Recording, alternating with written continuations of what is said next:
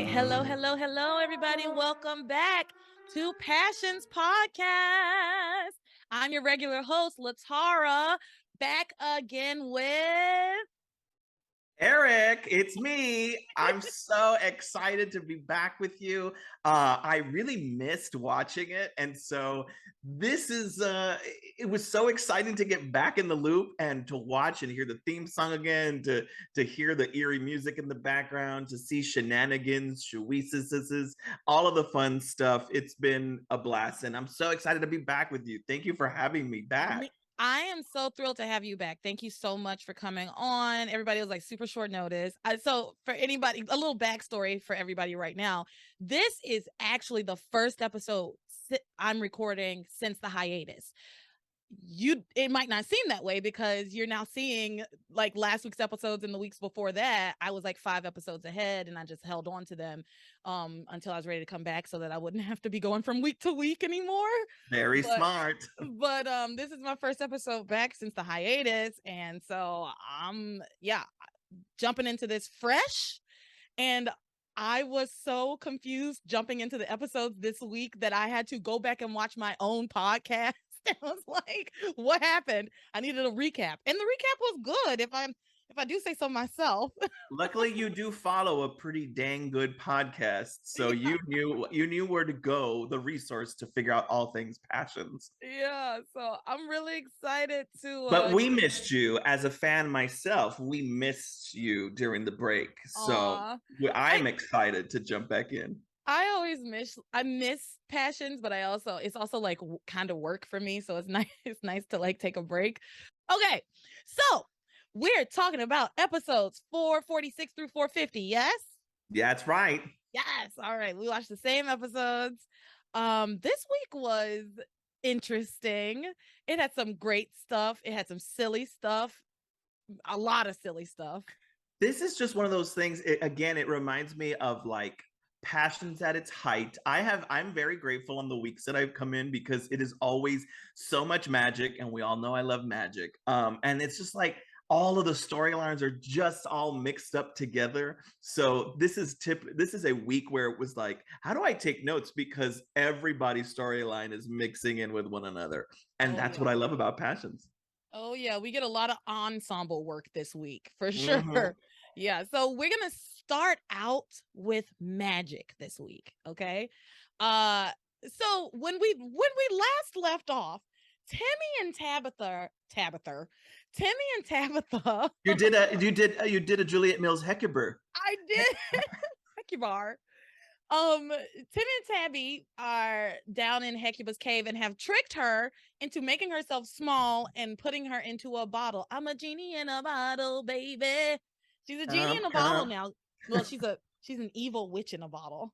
Let me tell you. Well, I backed up a couple episodes because I wanted to see. I was like, first of all, I'm like, oh God, no, I don't want to miss Hecuba, but she's still here for a little bit longer. And I want to just say, first of all, let us put some respect on Tabitha bottling your ass Lennox, because there are some famous rivalries throughout history. We got Rocky Balboa and Apollo Creed. We got Harry Potter versus Lord Voldemort, Godzilla versus King Kong.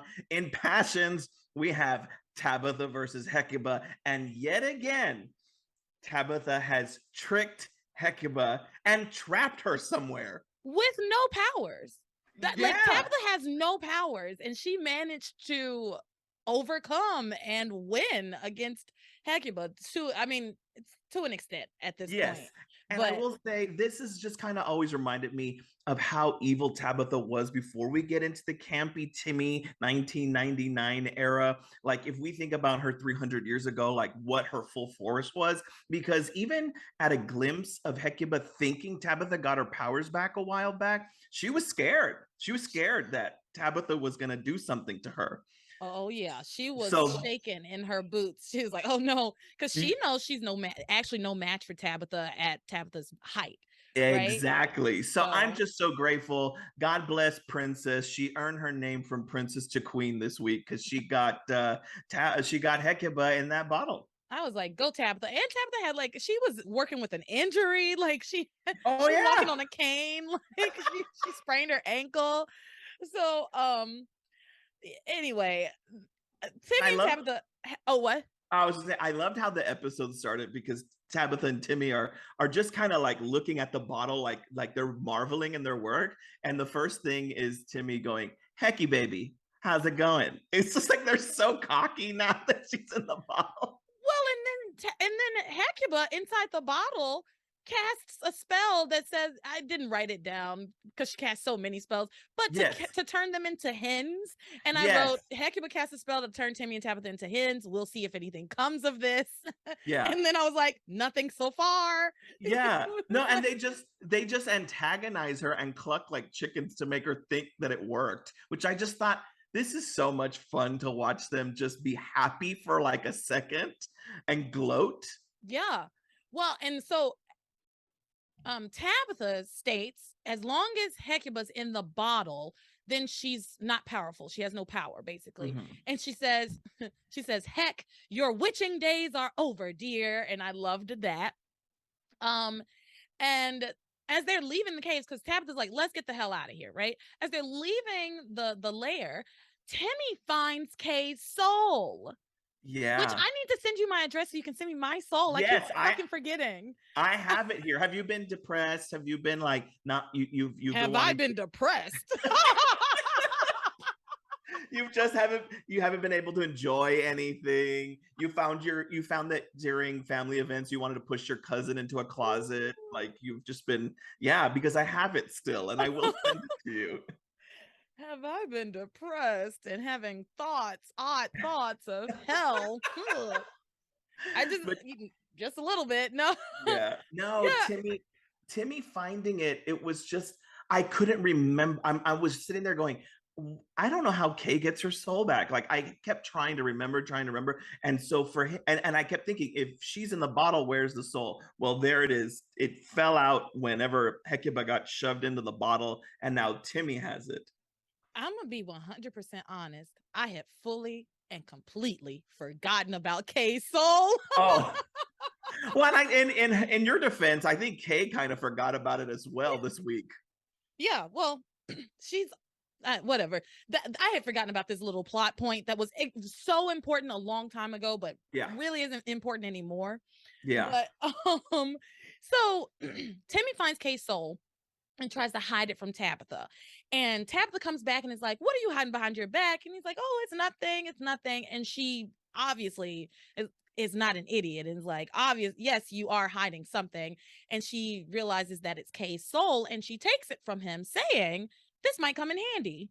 So I'm just like, oh God, Tabitha's got all the cards right now. It was just fun to revel in that. And again, Timmy reminds Tabitha, like, but are we sure? Like they're just driving it home. Are we sure Hecuba can't hurt us while she's in that bottle? To which Tabitha says, as long as she's contained, she's impotent.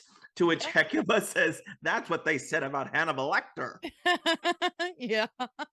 I mean, so they walk all the way back to town because they were on the outskirts of town. So Tabitha and Timmy walk back to town on her injured ankle, and they end up at the wharf, which a lot of people end up at the wharf these episodes, but they end up at the wharf and take a little pit stop because obviously she's tired. She's like, let's sit down. Although if you've made it this far, you might as well go on home, honey. Keep going home. Yeah. But her ankle, she's walking, she found a cane at some point. She'll find a cane at some point or like a walking stick. And so they're just taking a quick little breather. And then they start talking about Hecuba again, and Hecuba's listening in. Yeah. And Hecuba casts a spell on Timmy that turns him into a poodle.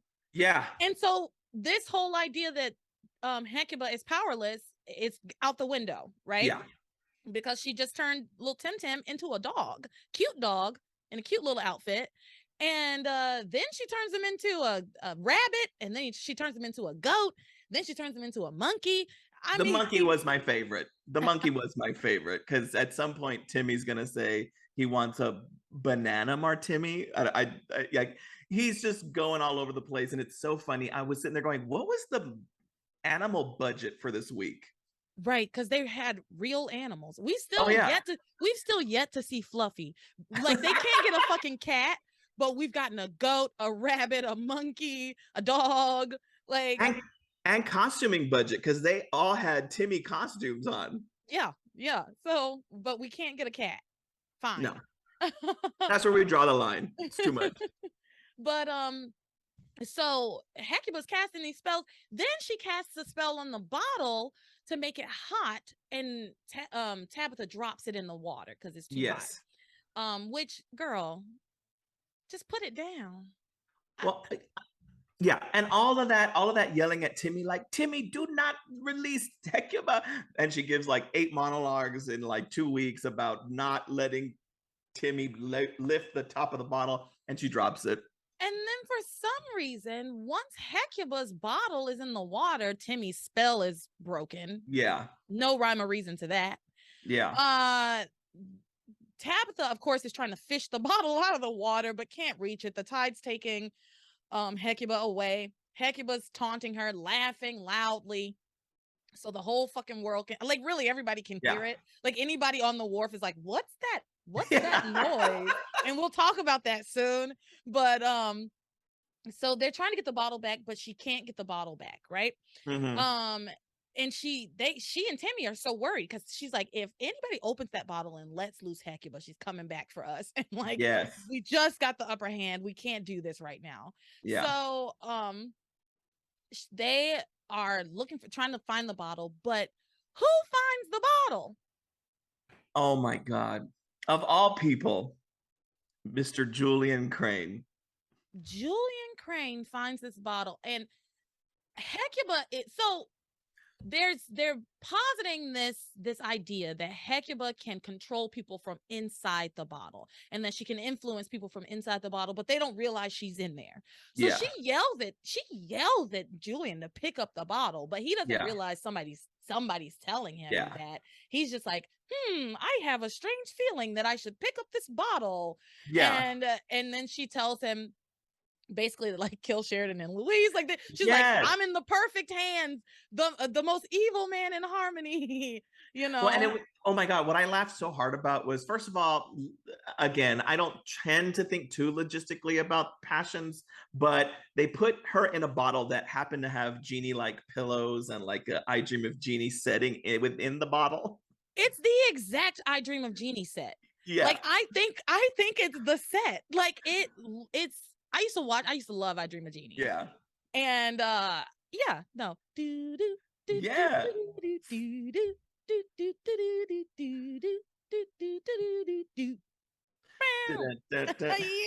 used to be. I loved I Dream of Genie. What I love most about that bottle is that somehow, in order for Hecuba to kind of see where she's at or what she's doing, she doesn't have a magic mirror in there. She's got no cauldron of water. Somehow she manifests a flat screen LED plasma 43-inch screen TV before they were ever around. The early 2000s. Thank you for bringing that up. Hecuba can see what's going on outside, and she is changing channels between characters in Harmony. It's crazy to me. So damn funny. And there's a little bit of magic with Kay and Miguel, which I'm sure we'll talk about, but it's so minimal. But when I was sitting there thinking, like, Kay and Miguel went off to defeat Hecuba by themselves. Where the hell is everybody? Oh, Father Lonigan is out there drinking an espresso at the book cafe, and now he's on the wharf. Like, I'm like, Father Lonigan. Now, Father Lonigan is out to lunch. Okay, literally, literally out to lunch. He chose a goal, and his goal was, I'm going to torment Julian Crane and tell him what a horrible piece of shit he is.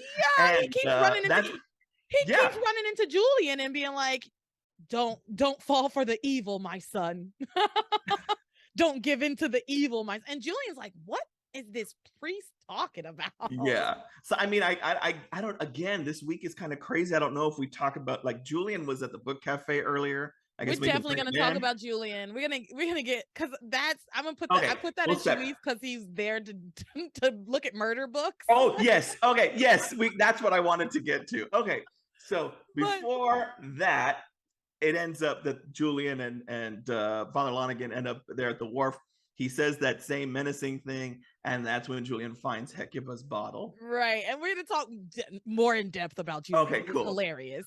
Okay, cool. Before we finish out Magic, this part of Magic, I do want to talk about Miguel and Kay, because at the beginning of these episodes, they are still down in the caves because there was like a whole thing with the box and the light, and that's why Hecuba is even was so powerless to begin with, right?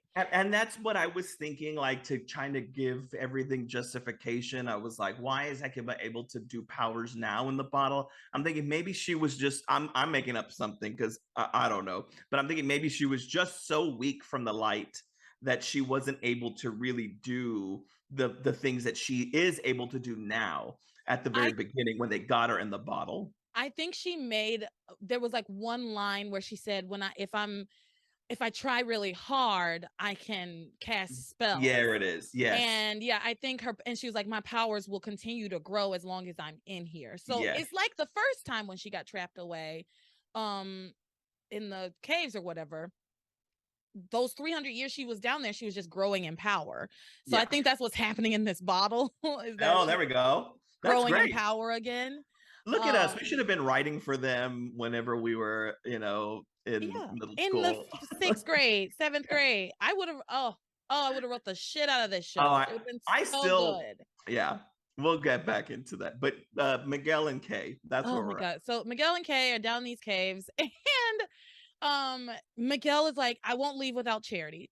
Fair. I mean, that's what we're here for, you know. Yeah. But Kay says maybe the light destroyed her because she's evil. She was like, maybe the light destroyed her with Hecuba because it thought she was evil too. And that sets Miguel off. Miguel Yeah. says, he says the box would have bypassed her because it would have known that there's no one more beautiful or good as she is alive, which clearly visibly hurts Kay's feelings. Yeah. And then he says, oh my god. And then he says, oh, I shouldn't have said that. You're amazing too, Kay. Oh, I can't stand Miguel. I can't stand Miguel. I want to remind everybody that the last time they were down in these caves, Miguel told Kay that if Charity had never come to Harmony, that he always thought that they would get together, that he basically loves her, and then he made out with her. Yeah. I want to remind everybody of that. And then after that, he thought everything that happened down there was a hallucination. But this second time they came back down, he came to the conclusion himself, oh, actually, everything that happened down here last time wasn't a hallucination. So we're working under the assumption that Miguel knows everything that he has said to Kay. Yeah. Right. And how Kay feels, everything that Kay has said to him, remembers everything because she confessed all her feelings to him. Yeah. Oh. Well, Kay has been on a journey, and you know what's so funny in these few episodes that we get of her this week? I thought it was ridiculously hysterical that she just looks exhausted by the storyline itself. She's basically us. She's just like, can we go home? No, when I say Kay's whole demeanor I was like, hashtag relatable. I can relate to this content. She was like you said, she's like, can't we just go? Like, Charity's not here. She's done. She's exhausted. And like I said earlier, I was like, where the hell is everybody else? Why was Miguel and Kay the only ones to go attack evil itself? They snuck out. Oh, okay, thank you. I was like, I was like, where the hell's Ross? I was like, every day I keep thinking, you know what? It must be so messed up for Ross to have to sit there and think that his girlfriend just really hates him. But no, he doesn't do anything for her either. Right. I'm looking. I see the revisiting has just changed my outlook on everything, and I'm like, you know what? Kay's not that bad a person.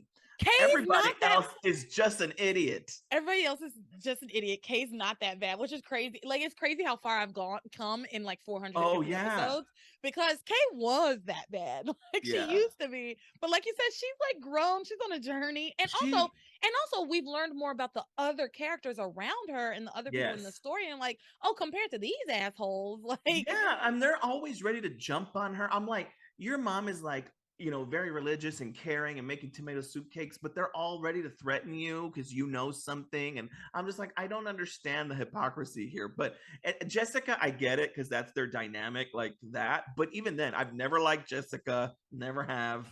What an annoying character. So I'm like, I'm all Kay.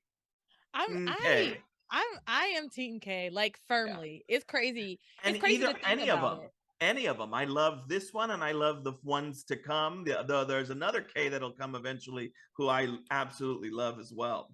I hated the first K, not as an actress, just like all the Yeah, things that the first K was doing and saying were horrific and yeah. horrible. I can't But like at this remember point, her at she's like all. apologized and Yeah, she's 16 and it's like, okay, girl, yeah, I can give you a pass. And like yeah, I see, and yeah. also I see what the other people around you are doing, and I see what is okay. All right. I mean, she did slap Simone, and I will still Oh, stand by the fact that was horrible. that's But right. Simone should just get a better friend. Get Yeah. better friends. But anyway, I'm Miguel, no, thank you for letting me get on that tangent. Just needed to no, get of off my course, I love chest. a tangent. I'm just okay. Can So, Miguel make it home? well, Miguel, because Kay's like, maybe she was destroyed by the light. Like Kay thinks that Charity's either one of three things. Charity's either still in hell, she was destroyed by the light, or she's dead somewhere. Like Hmm. she got swallowed up in the cave in. I want to go home. Yeah. And Miguel starts to think, he's like, no, I'm sure she escaped on her own. Maybe she got out and she's waiting for us at home. Okay.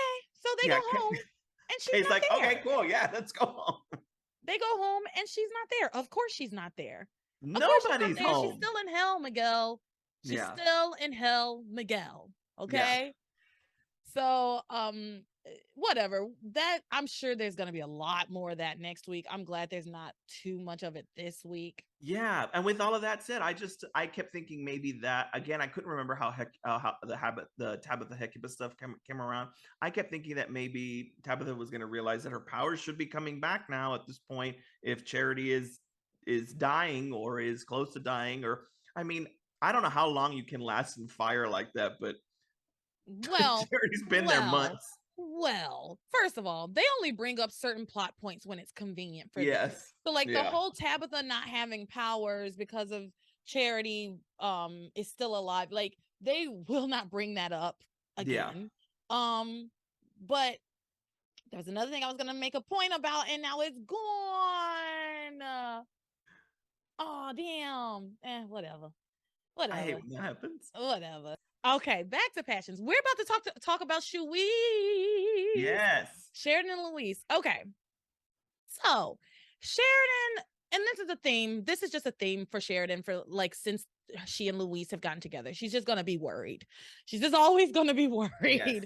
that something bad's about to happen, that her family's trying to do something to Louise. They have Yeah. this conversation at least 6 times in these episodes where she says, I'm just still so worried that my family is gonna do something to you, Yes. like they did to your father, to break us up, blah, blah, blah. And Louise says to her, there's nothing they can do to me. So naive.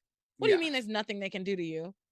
I don't know what goes on with the Lopez Fitzgeralds because they are Catholic. I will say that. So maybe they are prone to forgiveness, but they just delete all of the bad stuff that people did to them just recently. But I'm like, how can Luis, who has been suspicious of the Cranes since like birthright, he's just like, no, they can't do anything to us. I'm like, you're an idiot. Come It's on, man. arrogance. It's the Yes, yes, arrogance. exactly. It's the Very arrogance, the fucking perfect word. hubris.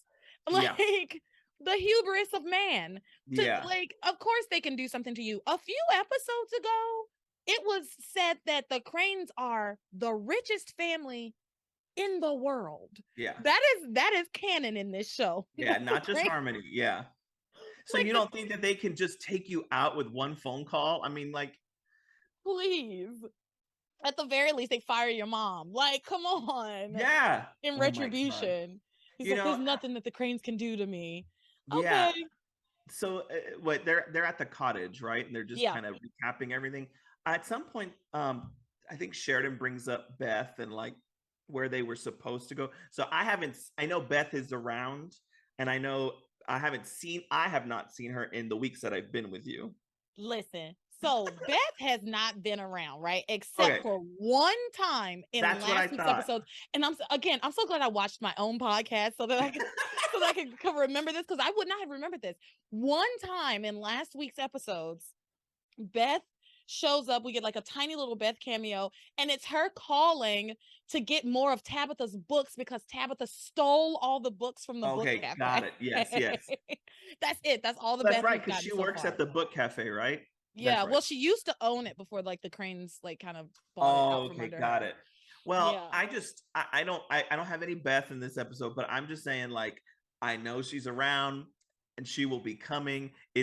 Like Beth will be here. She will be a integral part. I remember the actress, she was pretty, and I remember. So I just want to share this story because it's just kind of like a Yeah. funny growing up in the like late 90s, early aughts. Like I was watching TV and Cinemax was Skinemax I was back about then. to say Skinamax Yes, after skin midnight, after after 11. midnight, you'd have to be hoping that your parents went to sleep, that everybody was gone, but it was soft core, nothing crazy.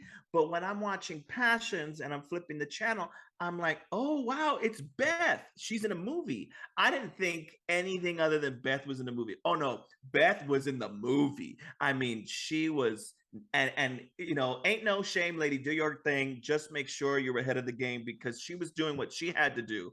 She was making it work it on Passions and on Skinamax, and I was like, oh my god, it's Beth. Oh my Well, god, it's Beth. she's like a literal beauty queen. I feel like she like won Miss Yeah, America. Like, yeah. yeah, which I feel like if you win maybe it was Miss USA, because I feel like Miss America can't do porn. They'll take your title.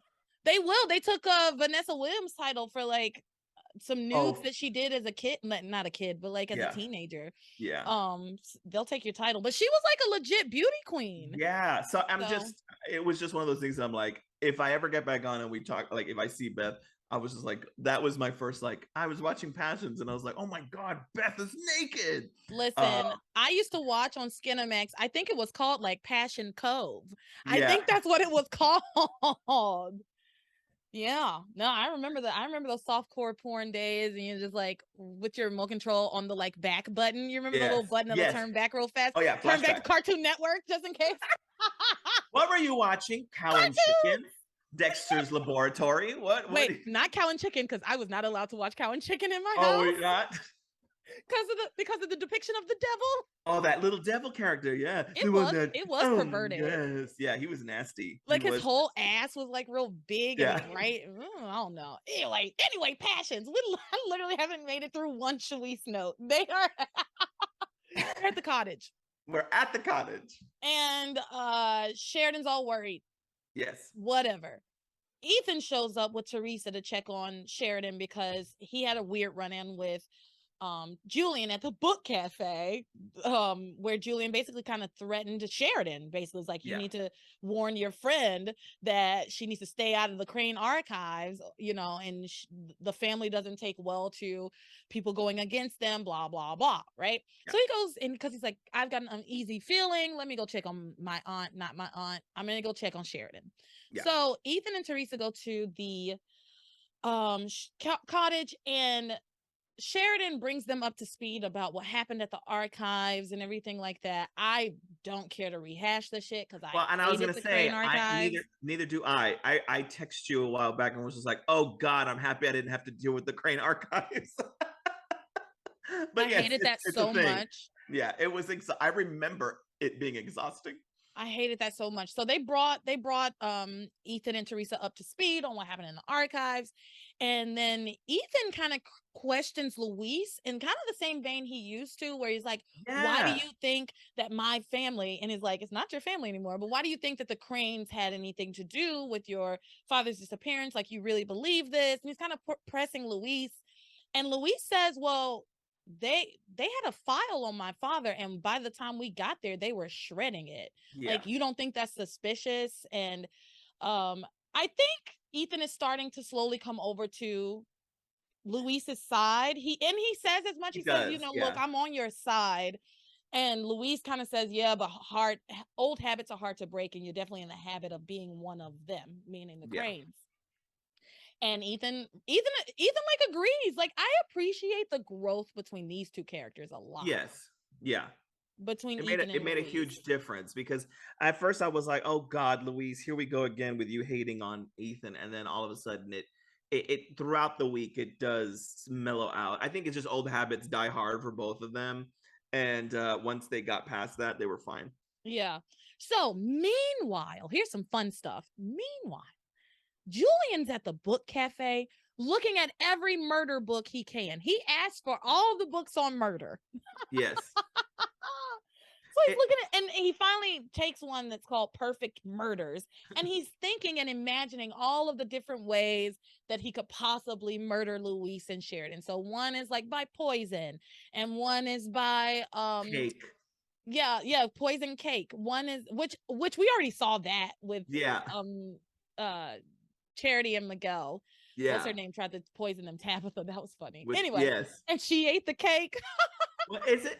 Is that the one where she had to get on all fours and eat grass?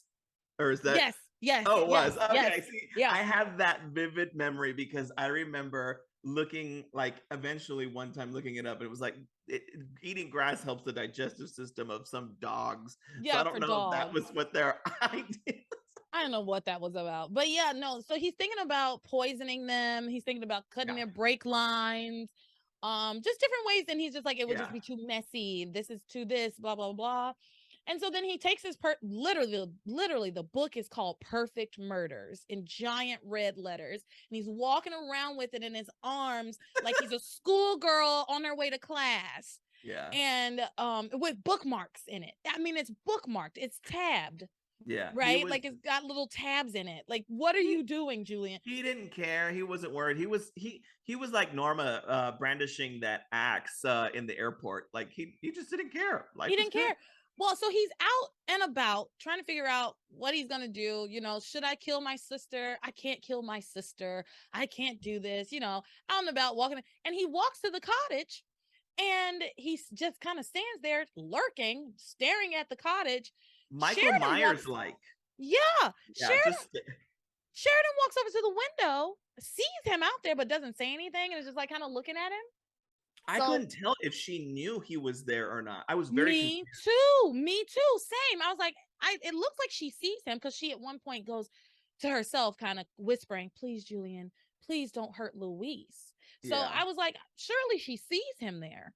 But the angles were odd. The angles, Yeah, their direction was weird because I was like, can he can see her, can she see him? And why wouldn't she say anything? But they were both having inner monologues about what they were. Yeah, it was weird. yeah, and then eventually she does say, you know, I did see uh what's her brother's name? Julian. I did see Julian outside. Yeah. He's been standing out there for a while, and Luis like makes a beeline out the door, but he comes back and says, "Julian's not out there. You must have been imagining things." Yeah.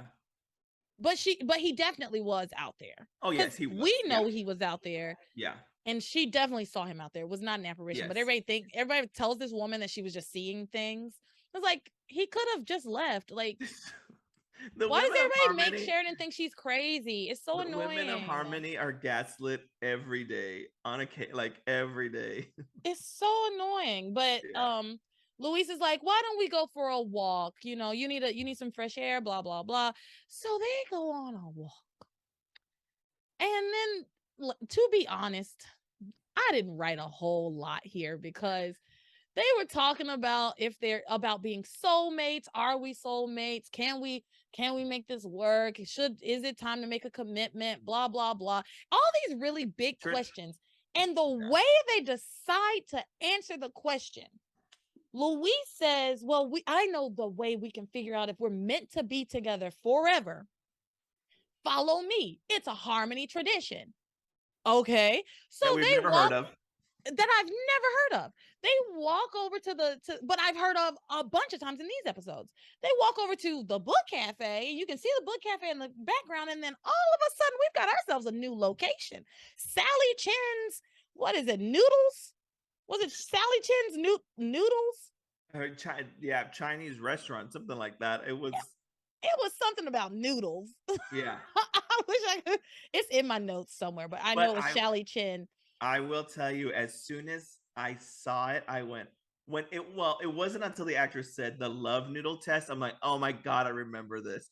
I don't know why it was buried in the Rolodex in the files of my mind, but the noodle test, which is basically a ripoff of the Lady of the Tramp. Lady and the Tramp. So, oh, the restaurant's name is Sally Chin's House of Noodles. There we So, go. listen, y'all. We got the Lobster Shack. We got the Burger Hut. Yes. We had the Chicken Coop. Now we've got the House of Noodles. There we go. Oh my God, I love it. I love that every restaurant is just like a structure and a food. Yeah. But we've got the House of Noodles. Fine. I've never heard of it. Didn't know y'all had this here, but okay. And yeah, so they go in. Well, first, Luis explains to her, this is like a harmony tradition. Everybody does it. Like, and all the happy couples I know have done this test, right? And Sheridan starts to feel very uneasy about it. She's like, well, what if we fail the test? It's like, girl, it's a noodle shop. Like, what? And at some point, I can't remember if it's Luis that says this or something, but he's like, Mama and Papa took this test. And they're like, that's not a good example. At all. Well, Martin and Pilar took the test and it worked. It was like, yeah, they didn't stay together forever. Sir, your father abandoned you years ago. Yeah, golly. But with the love noodle test, the actress who plays Sally is a very a ridiculously talented, famous actress named Lucille Song, who some people might remember from Freaky Friday. She's the one that gives the fortune cookies to Jamie Lee Curtis and Lindsay Lohan. But most people might remember her as the grandma from Fresh Off the Boat. I love Fresh Off the Boat. Is she the grandma in Fresh Off the Boat? That's the grandma. That was the I love Fresh Off the Boat. She's in everything. If you look up her IMDb, she's been around for years and years and years. She's on everything. So it was just so cool to see her on Passions. I always loved. I'm glad you recognized her, because she sounded and looked familiar, but I was like, who is this lady? And also, it's so blurry. You know, the videos that have is like old and blurry. So it's like But I'm glad you recognized her. Yeah, it was the voice I recognized. And then as soon as I was like, let me check it out, IMDb. But I went through Freaky Friday first, then looked through her credits, and there were her episodes of Passions. I was like, All right. She's great. Yeah, she's great. So she's the hostess with the mostest, and she's going to be the one to hook them up with the love noodle, honey. So, Sheridan doesn't want to take this test. Luis says, you know what? If it makes you uncomfortable, we don't have to do this. I just thought, honestly, this would be a fun thing to do, because the conversation was getting a little heavy. Yeah, to be fair, to be honest, I was a little hungry. I thought this would be fun, but if it makes you super uncomfortable, we can go. And she's like, you know what? No, let's do it. So they go inside. Sally sits them down and delivers them the love noodle. And she says, this is an ancient custom in my family. Ah, yes, the ancient Lady and the Tramp custom.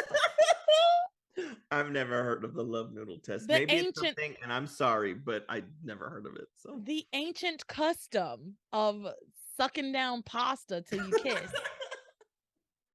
Okay, all right. Which I do think noodles are pretty durable. I don't doubt that most people will make it to the noodle, unless you have a hungry person on one side. That's just I feel like it depends on is the noodle dry? Because a noodle that just came out of the pot and is doesn't have any sauce or any butter or anything on it, you're not gonna slurp it very well. It's sticky, it's starchy. It'd be hard to and the way and the way they presented it, it was like a mega noodle, because it came on its own bowl, on its own tray, and it was just one noodle strand. It was 6 feet long. Yeah. It was long. You know what? I'm going to make a restaurant, and I'm going to call it the Love Fruit by the Foot. And that's what I'm going to sell to people. I couldn't control myself. I'd just be chomping. Oh, I love Fruit by the Foot. Well, they're so good. And fruit roll-ups. Let me tell you. The trifecta. Oh my God. My aunt would take me to school and I would grab a Fruit by the Foot. I was the coolest kid in elementary, because I'd be tearing. And when you're little, that thing looks, it's crazy, right? But so I would just rip it up and give it to people like I was Eva Perón giving money to the poor. And people were like, oh my God, Eric's got his Fruit by the Foot. Yeah, it makes you cool when you're little. But that's going to be my love noodle test. I'll just do a Fruit by the Foot test. Sante Vita. I don't cry for me, Argentina. Hey, you may have taken a break, but your vocals are still there. Just saying. Thank you. No, I used to love like the bubble gum, like the six Oh foot bubble, yeah. 10 feet bubble gum or whatever. Mhm. But anyway, the love noodle is long as hell. It's longer than a fruit by the foot. It's like 7 fruit by the foots. And I feel like that's a really good measurement. 7 Yeah. fruit by the foot of this noodle. And yeah, they're sucking down this noodle. It's real cute. Things are going well for them. But Hecuba, y'all. Hecuba. So Hecuba's, I know y'all were not expecting Hecuba here, were you? Yeah. Right? Like this. Y'all thought magic was done. Magic's not done at all because Hecuba is all over the place. So She's Hecuba's watching. like watching them from in her bottle for some reason. For some reason, I guess because she's in Julian's coat pocket, and Julian had been talking about killing Yeah. Lily Sheridan. So I'm going to just let that go. But Because why if are you you dig messing too, with Sheridan? Why are that's you the messing with thing. Sheridan? That's what I thought. Because if you dig too deep, she should be hell bent on trying to get out of the bottle. And she should be trying to figure out what's going on with Charity, what's going on with Miguel, like where's the light? Like she should be figuring that shit out. Now she's just back to normal, being like, I'm gonna fuck with the people of Harmony. Why wouldn't it is told to us, it's shown to us that she can control Julian. Yes. Why not have him open the bottle? That's what I said. I'm like, that's all you got to do. Pop the cork, and then she's out. I mean, it's just again. Well, honey, instead of that, convenience. she zaps this silly ass noodle and makes it break. And again, we're having to think that her powers are weak, or she's having to focus really hard on her powers. But she's like, I'm gonna destroy their love noodle. I'm gonna destroy their love noodle.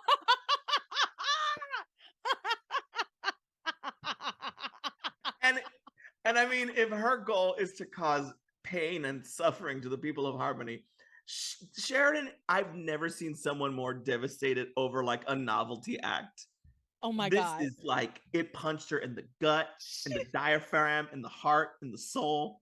But y'all know, we know that Sheridan is so fragile. Yeah, like the minute and she believes in all this mysticism and stuff. Like she believes in fate, and she thinks that everything happens for a specific reason, and she's cursed. She believes she's cursed. So like, and I mean, to be fair to Sheridan, this lady said that has never happened before. I would be like, okay, that's fucked up. Like, this is literally supposed to be foolproof. Like the lady, like Sally was shocked because she was like, no, she was like, no, I make my noodles really, really thick so that doesn't happen.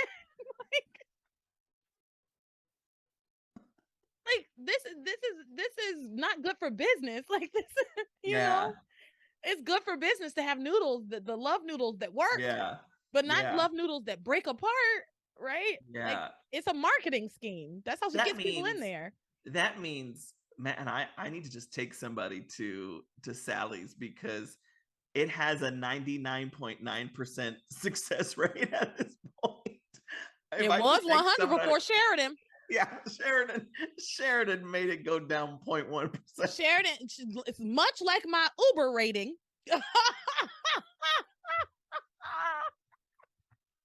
But like my Uber rating, y'all, my Uber rating used to be 4.99, and then I don't know what motherfucker rated me low, but my Uber rating is now 4.97, and that shit irks me. I think about it all the time. So actually, I understand Sheridan's devastation. Yeah. Please, for those of you writing the podcast, please don't love noodle test us.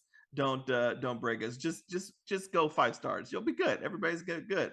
We'll hook you up with a fruit by the foot. I'll give you a piece of my fruit by the foot. Somebody had rated the podcast a 1 by accident, I think, and then they heard the podcast because I had said something about me and Laura talked about it because I was. I remember that episode because I was like, I think I went and combated that one. Well, it's gone. There's no 1-star rating there anymore. It's gone. I think whoever did that fixed it. So I appreciate you going in and double checking whoever you are. I love you for fixing that mistake. So my podcast isn't like this love noodle broken. Yeah. A broken love noodle. Oh, how devastating. So yes, Sheridan, y'all, Sheridan is devastated. Yeah. Devastation. Very funny to look at. Like she's giving an Oscar or Emmy award winning performance about a broken noodle, and that's why I'm like, it's really really awesome to watch. She's so good. She's just, they gave her a lot of like weird things to act off of. They did. And honestly, I did laugh, but I also, like I just said, like, I also get it. Like, because Yeah. Sally just said this has never happened before. And people have been coming here for 25, 30 years doing this love noodle. Yeah. Thousands, maybe hundreds of thousands of love noodles unbroken. And yours broke. That would be rough. That'd be tough. But I also myself wouldn't take it so seriously. Yeah. Kind of like how we were talking about the horoscopes. Like I don't take it. Yes. It's what you make of it, right? Yes. But yeah, but Sheridan's making a lot of it. Yeah. And so then she says, I mean, she's so dramatic. She's like, we'll never be able to be together or something like that. We're never gonna work as a couple. Yeah. Yeah. And Louise says, it's just a noodle. It doesn't mean anything, which I agree. It's just a noodle. Yeah. It's just a noodle. And right at this moment, Teresa and Ethan are showing up to this place because Teresa also is telling Ethan about this great harmony tradition of the love noodle to test if they're ready for a commitment. Y'all are engaged. Yeah. Y'all are engaged. Like you're past the love noodle stage, my love. Like you're past this. Because the whole thing about the love, she says, well, people come here to see if they're ready to make a commitment. Y'all already did that. Yeah, and it just makes me laugh because I'm like, okay, so this is a poor people's harmony tradition because the Cranes don't know anything about it. It's just like normal, everyday, average American harmony citizen knows about it, but they don't. I mean, I just don't know how they meet people or whatever because they're up on Raven Hill or whatever the hell they're at. Well, to be right, is that what it's called? I would have to look at the map. Oh, shit. I don't remember. I don't know. I'll look it up, but that was what popped in my head. I'm like, did I just make that up? It could be. Where was I? Something about a noodle. Who cares? Yeah, so what? Who cares? No. So what? Who cares? The love noodle shared.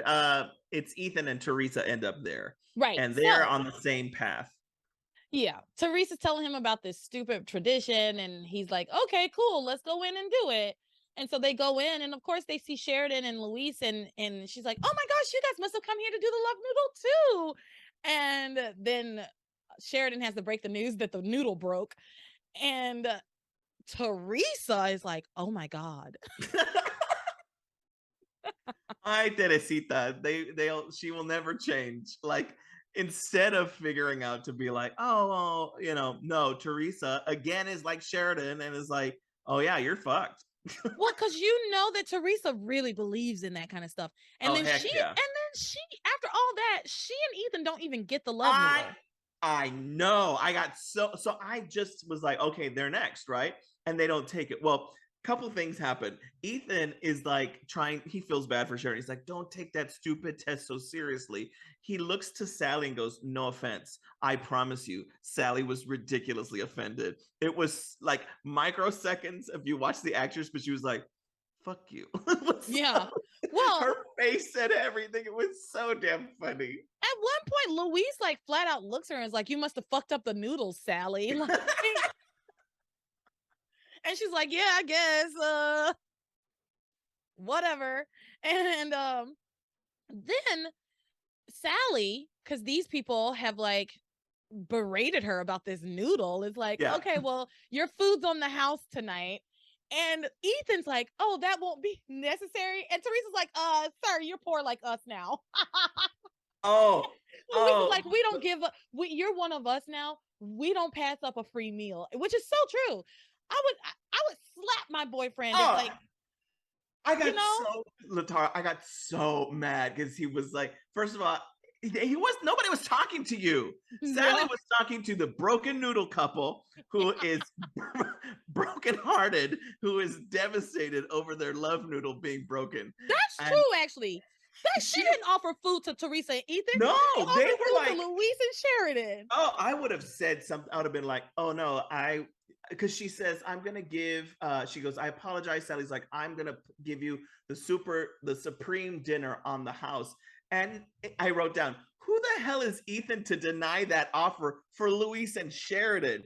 Right. Even whether I was rich or poor, I would have given him the ugliest eye. And let me tell you, my mom would have been like, I mean, like, you would have not. No, that's my free dinner. You just said no to. Yeah. Well, and I am uncouth, honey. So I don't I don't have a whole lot of class. So I would just be like, shut the fuck up. Yes, Yeah. Sally. Thank you, Sally. Yes, Sally. We'll take the meal, Sally. Thank you, girl. Yes, run it. Whatever you. Just, do you want it hot? I don't care. Bring it. Yeah. Run it. I'll drink. It's fine. Oh, so yeah, they sit down for their super supreme meal for free, which is very nice of Sally. And apparently they got 4 for 2 because everybody was eating. Everybody ate. And then Sally brought out fortune cookies and was like, hopefully these make up for the broken noodle. And Teresa reads her fortune and it says 2 brides for 2 grooms. And she's super excited. She's like, because she's so dead set on this whole double wedding idea. Whether it's them or whether it's Chad and Whitney. Chad and Whitney have never been able to go on like an official date, and you want them to get married with you? But let us be clear. Teresa and Ethan have been on exactly 1 date. that stupid fair, right? The park. And honestly, if anybody is at the marriage, closer to the marriage stage, it's Luis and Sheridan. Yeah. If anybody, and they're not there yet. So none of these couples should be getting married. So it could, because if we counted the amount of blam blams, Sheridan and Luis have had way many more blam blams than any other couple in harmony. Teresa and Ethan did not get that many of those. That's the measurement of like whether how much love you've had. It's the blim blams. You have to hear the musical and you're like, oh, look, they post coitus Sheridan and Luis. This is so pretty. We've seen that so many times. And I was gonna say Luis and Sheridan. Teresa and Ethan haven't had that many blum blums. So no. they are well past the marriage point versus the other two. And definitely Chad and I don't know why Teresa pushes Whitney the way she does, but she's a nut. Because she's psycho. She's a psychopath. I love her. Oh, she's like I said, a lovable so many psychopath. Times, lovable lunatic. She's a lunatic. Yeah. And that's what lunatics do. Yeah. Yeah. That's what they do. They push. Yeah. They're inappropriate. Yeah. So, and Teresa's so inappropriate. Oh my God. But well, she got that fortune cookie. 2 brides, 2 grooms. 2 brides for 2 grooms. 7 brides for 7 brothers, right? And she's thrilled. She's like, this is a sign. But here's the thing, you can't have it one way and not the other, right? Like the noodle can't mean nothing and the fortune cookie means everything. Right? The fortune cookie has fixed the love noodle. No, none of this can mean anything. Especially since Sheridan opens her cookie, which she was so hesitant. And if it were me, I would have been like, nah, I'm not opening this. Yeah. No, I'll just read my lucky numbers out loud. Let me flip the back. No, I would not have opened it. I put the whole cookie in my mouth before I opened it. Chew it up. Eat the paper. Not eat the paper, just spit the paper out and ball it up and throw it away. Yeah. Or maybe eat the paper. No, maybe eat the paper. Well, because Hecuba messed with that too, right? Yeah, Hecuba zaps her fortune cookie because she's just fucking with Sheridan for no reason. This bothered me. I think I wrote in my notes that it was annoying. She fucks with Sheridan and her fortune says, and I had to rewind this a bunch of times because I couldn't understand what it was. But I finally understood. I think it said, you'll never see children with the man you love. That's exactly what I heard. Yes. Yeah. I had to rewind it so many times. I didn't understand because Luis actually read it and he just mumbled it. Yeah. Yeah. I had to rewind it. So, but yes. And that, well, first of all, if I read that, I would have called Sally over and been like, the fuck is this fortune right here? Like, who are writing these fortunes? Where are you getting these fortune cookies? Because they're supposed to. Sometimes you don't even get a fortune. It's usually just like it's just like something random. Like Yeah, most often skies are blue on set. It's like, what does that yeah, mean? it's I don't know. often like That's not.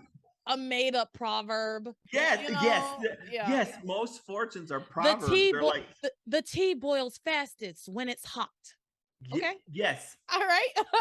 Okay, so what do I go? I go make tea. Do I put scalding hot tea down somebody's back? Like, yeah, we don't get anything. This I would have been like, Sally, listen, thank you for the Super Supreme.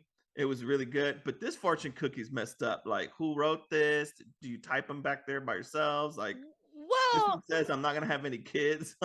yeah, like that's who would write something like that? But like, I don't know about you, but when I was a teenager and like in college and stuff, and I still think it, I just don't say it out loud because it's like super childish. But we used to read our fortune cookies, our fortunes, and at the end we would like tag on in bed or like in the Yes. Oh sheets. yeah, that's fun. Yeah. Yeah, and that used to be so fun. Like I think Oh my God. I have like a fortune. Like I have some fortunes. Like some fortunes I like keep because they're Yo. just like nice. Okay, go And so for like it. I keep this one on my piano because I don't know, whatever. Yeah, no. And it says energy is equal to desire and purpose in bed. Ooh, that's a good Oh, one, right? But I but used then to this. really like this. So now I want to reach Sheridan says, you will never see children with the man you love in bed. That's actually good. That's actually great. That's actually excellent. You will never see children with the man you love In in bed. bed. That's That's good. great. That's good to know. That's a good fortune. Because That's a good fortune. the other one says two brides for two grooms in In bed. bed. Oh, Ooh. so get a little polyamorous up in here. I like that. Let's doing a little group sex. It's pretty much it. That's kind of where that little thing ends, I think. Yeah. Yeah. So now, unfortunately, poor little Sheridan is like as sad as she could possibly be. Yeah, and Hecuba's got her somehow managed to fruition pom poms, and she's cheering on that she's destroyed the love noodle and the fortune cookie. Oh my gosh. Like, girl, spend your time doing things that matter. Like getting out of the Get bottle out of is the better. bottle. Unbelievable. So let's talk about this bottle. Let's talk about Julian, Alistair, all of this, right? Oh golly, yeah, this is a journey. So during like the time where Sheridan and Ethan and Teresa are like getting together and doing all this shit, Alistair calls Julian as he does, and he tells him Sheridan must be killed and Luis too. Julian objects.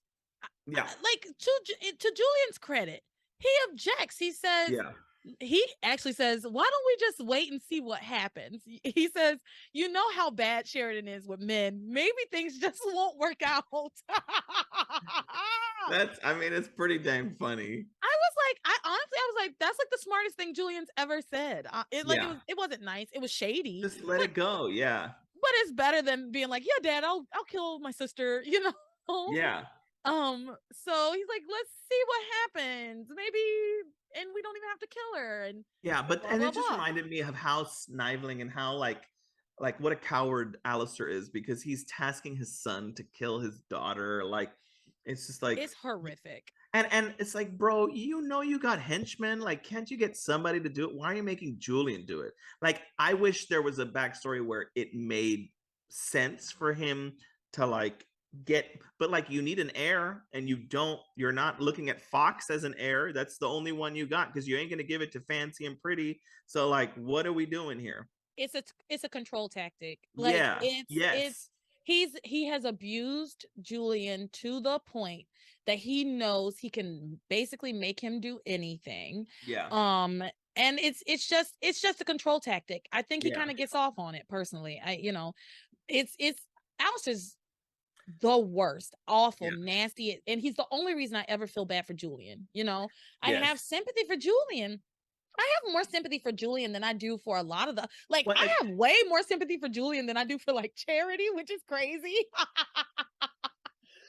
Seriously, like I give him more grace than I do to Charity, yeah. which probably isn't correct, Yeah. but knowing his backstory, knowing who his father is, and how his dad talks to him and the things his dad makes him do. And I'm not 100% about like how they're going to make all the Catherine stuff work and all of the Martin stuff and all of that. I'm not 100% about that because I don't remember a lot of it. But right now, Alistair is saying to Julian, I'm not the one that will go to jail if Luis finds out about Martin. You are.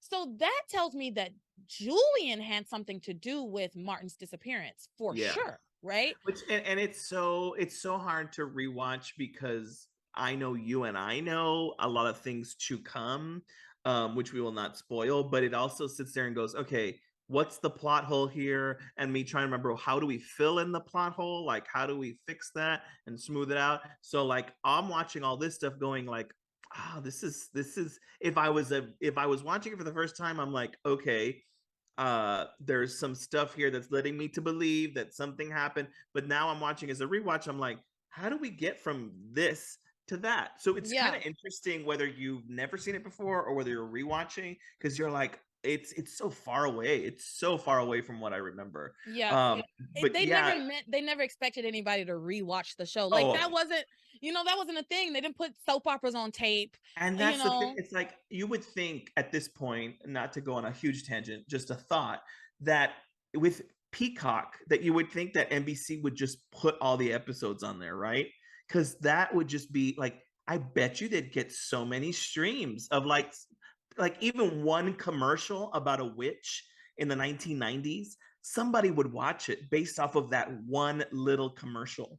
Well, Days has moved to Peacock now. Right? Oh, it has? Yeah, Days has moved to Peacock. And this month, like this week, I feel like is like their first week on Peacock and not on NBC anymore. Oh, I didn't know that. Yeah. Wow. And which I think is a smart move. I really do. I think it's a smart move to put it on Peacock so it can stay alive, because the soap operas are dying, right? Like it's a dying art. And it's been a slow death from the soap opera channel to now. I mean, it's been a slow death. Yeah, so people still love them. They could put Passions on Peacock, but they're not going to do it. And I've said this multiple times at this point on this podcast, but I'm going to say it again. NBC wants this show buried. They don't want it to see the light of day. They don't. I'm convinced of it. It's so much, like, it is, especially once we get into like 2003, 2004.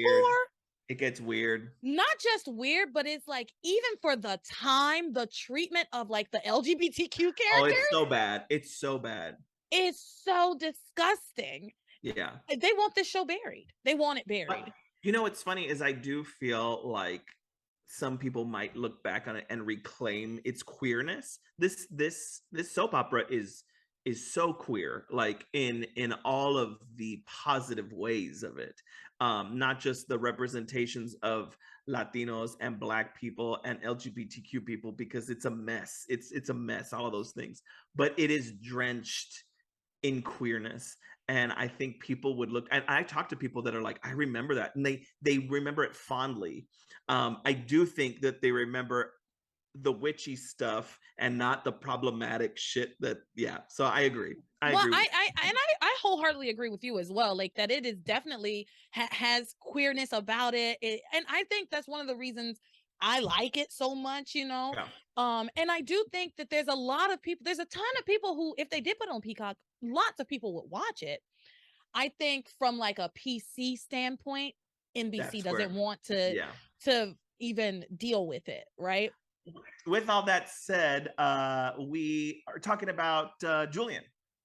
Julian, yes. Alistair calls Julian again, tells him he has to kill Sheridan and Louise. Julian tells him, why don't we just wait and see what happens, right? Which is a great response. It's like, chill out. Fair. They're not in the archives anymore. They didn't find anything. Sheridan's bad with men. Okay, but Alistair yells, "Stop arguing with me, Julian, and start planning a double murder." Mm-hmm. And then he advises him to go on the internet. He's like, why don't you research it on the internet? Because though every evil known to man is at your fingertips. Oh, good. And then he says, it's time to kill Sheridan and Louise. Bow, bow, It was bow, just bow. like Okay. it was just like tagline after tagline after tagline. Like it was like it's time to kill Sheridan and Louise. Oh, Yeah. poor Sheridan. What? Poor Sheridan. Her dad is garbage. Oh Hot yeah. garbage. And I sit there and I'm like, what raised Alistair? You know what I mean? I think Because that too. I think that a lot so we will. I don't want to jump too because the magic keeps coming back. Tabitha, I love anytime Tabitha has to interact with Julian and Alistair because they are so drenched in harmony lore and like harmony politics that Tabitha has been there so long. So that's Alistair has always known who she is or known Mm-hmm. like because he was told to stay away from her. So then he did the exact same thing. So like anyway, I want to have that conversation when we get to Julian and Tabitha hanging out. Yeah. But anyway, yes, Julian is yeah, he there was no Amazon.com for him to order his Perfect Murders book. But he is goes to the cottage. That's when he goes to the cottage, right? Yeah, well, he agonizes, right? He gets off the Yeah. phone. He's agonizing over this decision, and Rebecca comes in. And Rebecca, it's interesting because Rebecca, on the one hand, and I hate to give Rebecca any fucking credit, but she's not wrong. Yeah. Like, I hate to give her any credit. So she comes in, she sees there's something wrong with him. She gives him like this pep talk and tells him, what's Alistair gonna do if you say no to him? Basically, she's like, you are his only viable heir. What's he gonna? She's like, just say no. Well, Don't. she said what I just said. Yeah, it's Yeah. like you have. I mean, he unless he wants to get like I don't. I just it's so the idea of heirs and all this stuff. It's like when you're gone, you're gone. Like you can't control that. You can't maneuver that. It's just like it's so weird to me. But I love Rebecca and Julian's relationship. I know it sounds funny. I just love that I like the toxicity. I like that it's going to give us juice. I like that it's going to make things happen, is what I mean. I don't Yeah. love them for each. I mean, they are perfect for what Alistair wants, which is really what he would need. Ivy still had good in her It's that would like, not want her to do those things. Whereas Rebecca's like money and power. How do we contain it? How do we control it? How do we get more of it? And that's what Alistair wants. well, and here's the thing. Julian does not tell Rebecca what it is that he doesn't want to do for Alistair. So she doesn't know. I want to be clear. She doesn't know what it is that is being asked of Julian. And I do believe if she did know, she would be on board. That's what okay, I had those thoughts. I was like, why doesn't Julian just tell her? I mean, I know their relationship was always just mistress, sex, friend of Ivy, and now they're engaged, forcibly engaged, which that was God bless Rebecca, but that I don't know how that worked, but it did. Because Julian's an idiot. But I really did think I'm like, what happens if he tells Rebecca? And the honest truth is Rebecca will be like, all right, what do we gotta do? Like that exactly. The truth is Rebecca would be like, oh yeah, no, this works great for me because I want Teresa to suffer. yeah. And so Teresa would absolutely suffer. Ethan will be destroyed. I'll be able to get Gwen in there and she can comfort him. They can comfort each other over Sheridan's death. Like Rebecca would be 100% on board. So actually it's a good thing that he did not tell her that he was she would have helped him figure it out. She totally would have helped him figure it out. Yeah, they would have gotten it done that night. Yeah. Yes. They would have gotten it done. While they have these conversations, I just wanted to laugh because over the series we will watch that Alistair has some weird ass fucking like interests. I've seen him work with like civil remodel men, like painting. Okay, that's a good interest.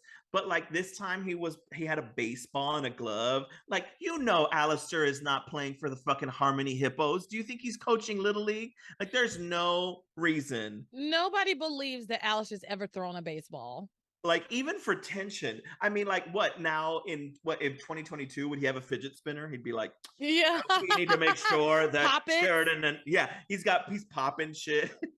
Those stupid ass poppets the kids love. Sheridan and Louise must be destroyed, and he's popping that. It's just so fucking weird. Then when they went into the martinis, I was like, okay, good. See, that is a good task for the hands actor. I'm like, Yeah. thank you for that. I understand that. I also do laugh that Alistair calls him out. It's like, why would you buy these books on murder, you idiot?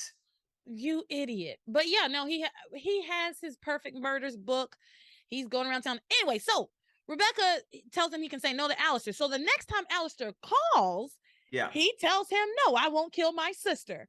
And then we get a flashback of Catherine Crane on her deathbed saying to Julian, promise me you'll take care of your sister. Promise me you'll take care of Sheridan. And Julian is clearly like affected. He's tearful. He's crying. He agrees. He's like, I promise, mother, I will take care of Sheridan.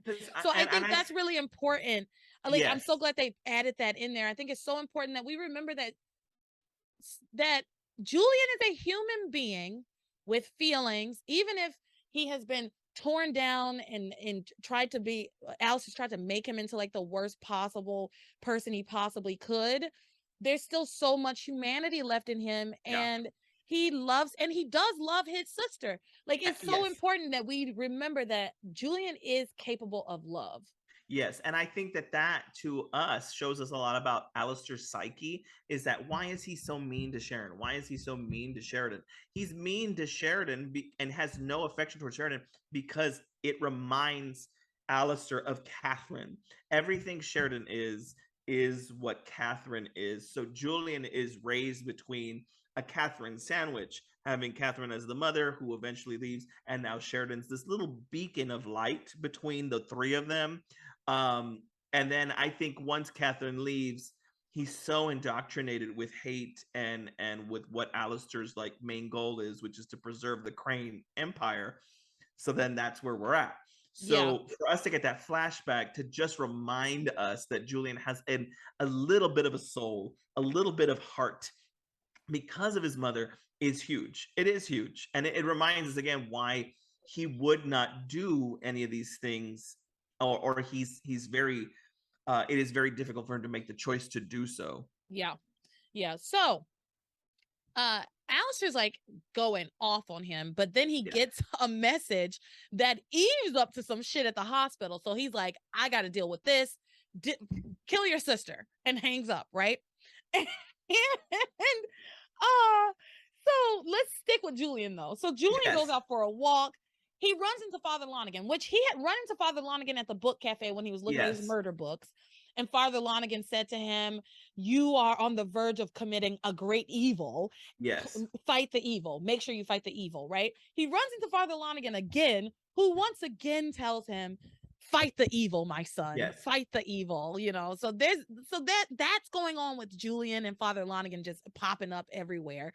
So this is when Julian finds the bottle. And Julian finds the bottle. We already talked about that to an extent. Hecuba realizes that, like, kind of looks into his memories, I guess. I don't know what it is. She like sees him talking to his dad about killing Sheridan and Louise. So she's caught up to speed. So she catches herself up on her little TV inside her bottle. And then she's like, oh no, this is great, wonderful. And she like casts a spell on him to like put him in a trance. He had like Charity glowing red, orange, evil eyes. And we got just evil Julian for like 2 seconds. We're getting evil Julian where he's like, I must kill Sheridan and Louise. And that's kill what Sheridan and Louise. Yeah, and that's what Tabitha said earlier, was like either somebody's going to inadvertently open the bottle and let Hecuba out, or they're going to amplify Hecuba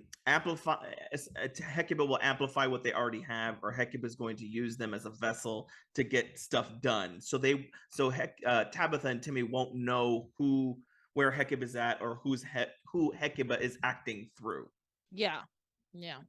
So guess who goes to the Chinese? Guess who goes to the House of Noodles? It's Julian. Julian goes over to the House of Noodles, but not to order the love noodle because he's all alone. But he stands outside because he's what's her name is kind of pushing him, influencing him. Yes. Hecuba influence him, telling him he wants some General Tso's chicken, Yes. and Well, and before that, I just want to say, because it was so dang funny, is that when Tabitha and Julian have that interaction there, right? Like that's before they go to the. Is it before that? mhm. Okay, Tabitha and so Julian have their little interaction. Oh yeah, I forgot all about that. Oh no, my gosh. and it's okay. It's because it's and for the listeners, it's just like difficult because there's so much magic spread out through all of the storylines this week. So it was hard to like confine it. But Julian finds the bottle. Hecuba convinces Julian or gives him some like magic thing to hide the bottle of his own greed, to hide it away from Tabitha. And Tabitha's like, "Oh, it's you, Julian." And they have their infamous like, "You're an old hag. Father told me to stay away from you." And I think that again just reminds us like how much Tabitha's been there, that Alistair knows full well to stay away from her. But that means that the father before and the father before kept saying like, "I don't know why that lady's still alive." Like, which is right. It's like, I don't know how Tabitha has managed to like, it's just so funny to think about those things. With all of that said, Julian starts talking about Timmy and is just like, "I know that doll's alive. I've seen it alive before." And Tabitha's like, "You're crazy. Like something's wrong with you." And oh my God, this is where just again it gets crazier and crazier, because anytime, and Passions will become not famous for it, but part of our affection for Passions is that Timmy and Julian do become a thing Yeah. for a long period of time. And this is just little sprinklings, because I did not get to hang out with you all when you went over the prom boat, but we got a clip, a flashback of Julian drinking a martini with Timmy, and he has had a conversation. Now, he was drunk as a skunk at the time, but he remembered it there and he remembered it in the caves. Right. So he knows that there's something weird about Timmy.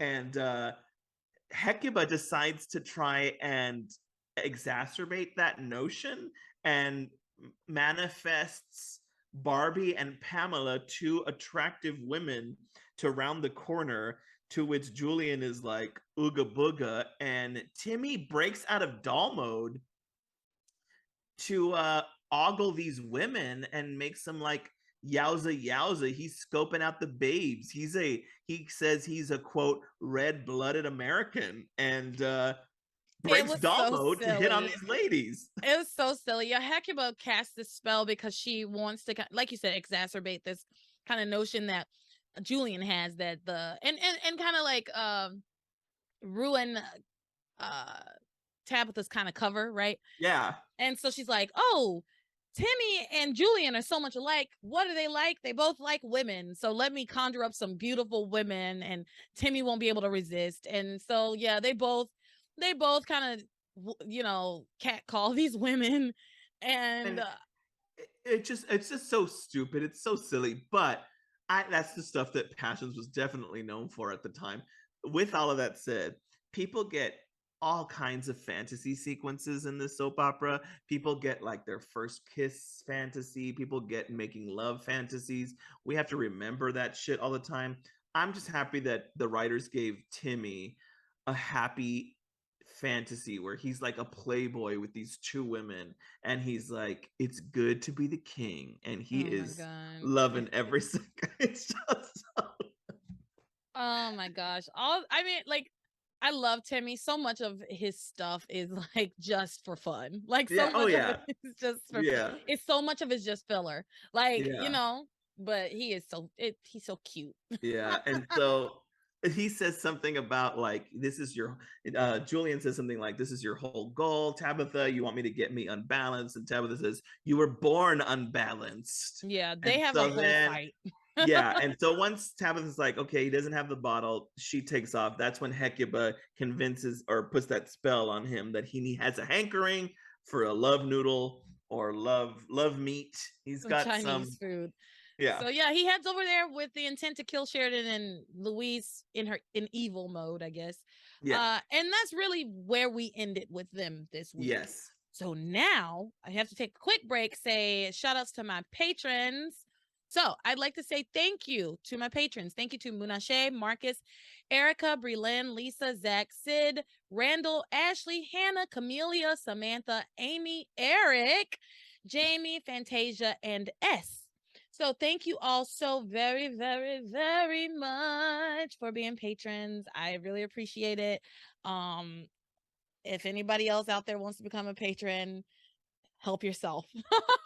You know, it helps. It really helps because like the website alone, the website alone costs like a certain amount of money every year. That's Yeah. like, and so like the Patreon kind of covers that and a couple other things. So That's great. my Zoom, Y'all, the cost for my Zoom, like, it covers the things that I need to do the podcast. if you sign up now, you will get a coupon for the Super Supreme meal deal. Yeah. And one un un undefective love noodle Love test. noodle. Just one. And you get two fortune cookies, one with a really nice fortune and one with a more ominous and foreboding will not have children with the love of your life fortune. So you can prank your friends. Call now. Subscribe now. Your friends. I love it. I love it. I love it. I love it. It's hilarious. All right, so we're gonna move on to Fate. We're gonna start with like Teresa and Ethan and do a little bit of them, but there's not a lot. Yeah. And then go into Chad and Whitney. So actually, I'm gonna blast through Ethan and it's Teresa fast. right now. Okay. So we already talked about how Ethan and Teresa went to check on Sheridan. They do the love noodle bullshit.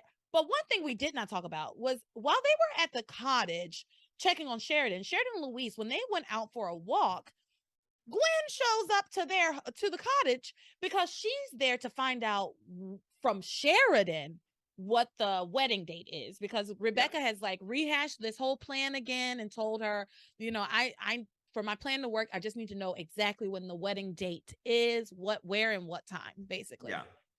So Gwen is like, oh, well, I'm sure Sheridan will know. I'll go ask Sheridan. Well, she gets to the cottage. Sheridan isn't there. Ethan and Teresa are. And they're making out. This bitch, I can't stand Gwen. Oh, I have. Yeah. I can't stand Gwen. And like, to be honest, and I know I said I was going to blast through this, which I am. I'm just going to say this one thing.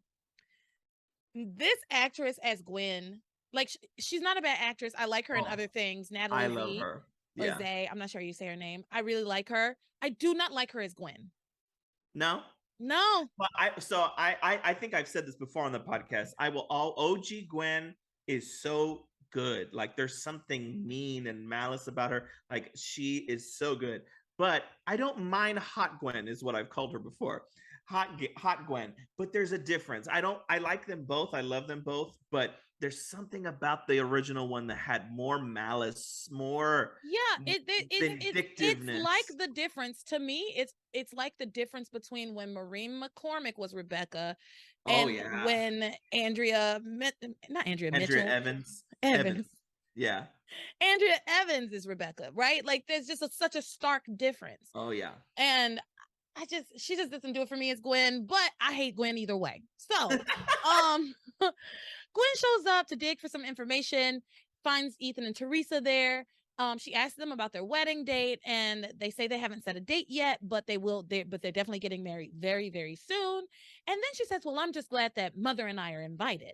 And Teresa says, well, actually, we're just having a small wedding, only family and close friends. Then Gwen turns to Ethan and says, well, don't I qualify as a close friend? I mean, we've known each other all our lives, and as intimately as two people can know each other. Bitch, listen, I can't deal with Gwen. I cannot. If I were Teresa, I wouldn't have pulled her hair or slapped her. I definitely would have given Ethan a look. Like I would have been standing there like, is this what you want to do? This is the choice you want to make right now?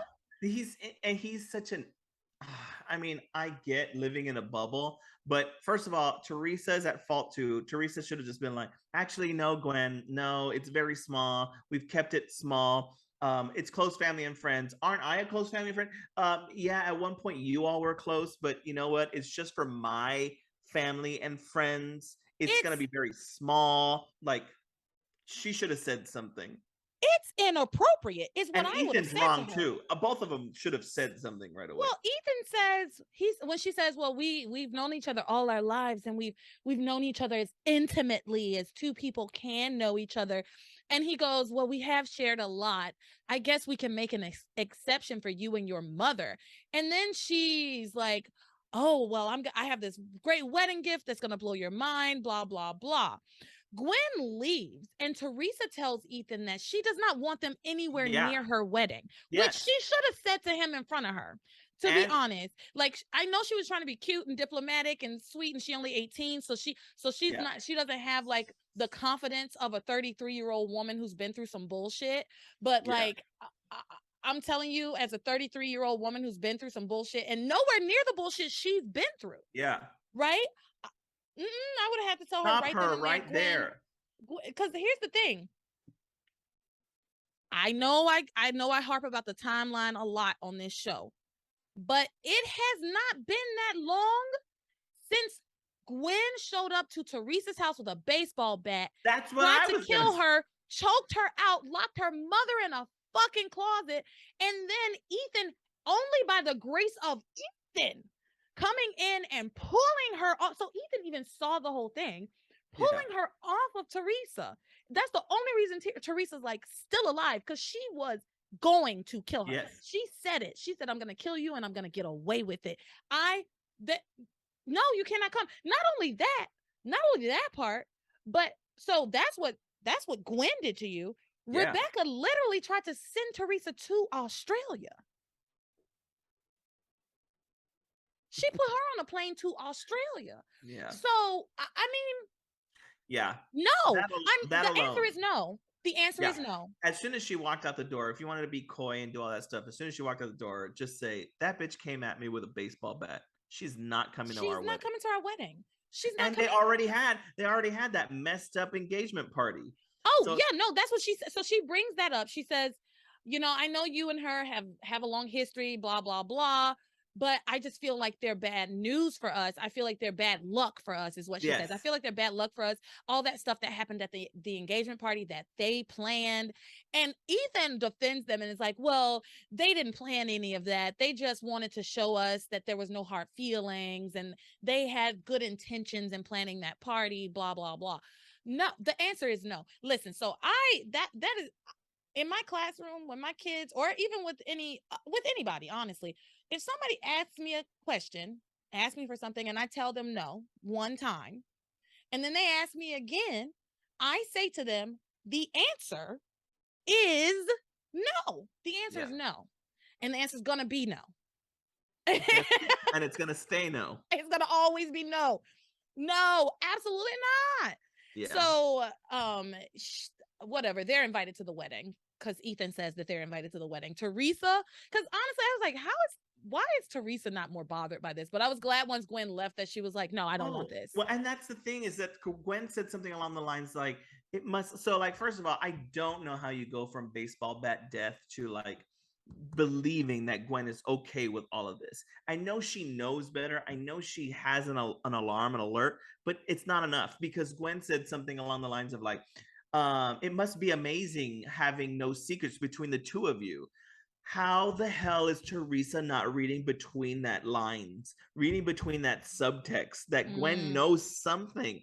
It's just, it's like, first of all, again, I report, as a Latino, I report diligently to my mother. I promise you, I am a Latino man and I report diligently to my mother. I can promise you a Latina woman would go report diligently to Pilar, and Pilar could have told you she knows something. There's something there. And it's just like, it drives me crazy when Teresa is just blinded by the love of Ethan and the idea of Ethan, that she's not picking up all the other shit that's going around her. Well, I also think what irritates me about this too is that Teresa and Gwen have had words, like a lot of words, like a lot.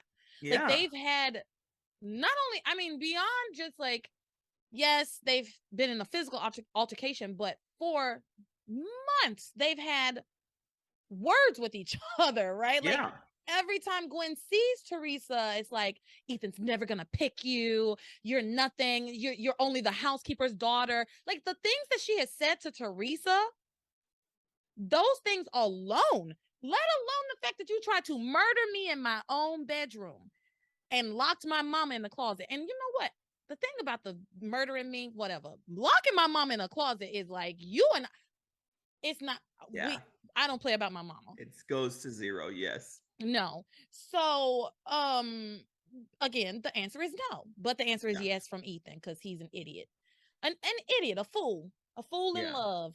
But then that's when they go to Sally Chin's for the love noodle. And Yes. that's all I have to say about them. You have anything to add before we move on to Chad and Whitney and Eve No, and TC, honey? Because this is the big stuff this week.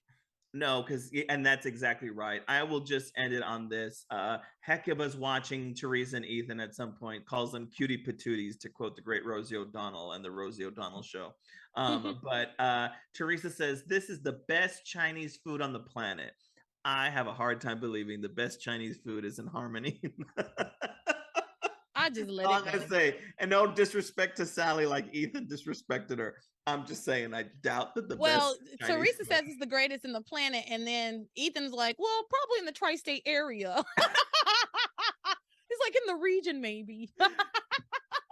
So He's like, yeah, I've been no, to China, so yeah.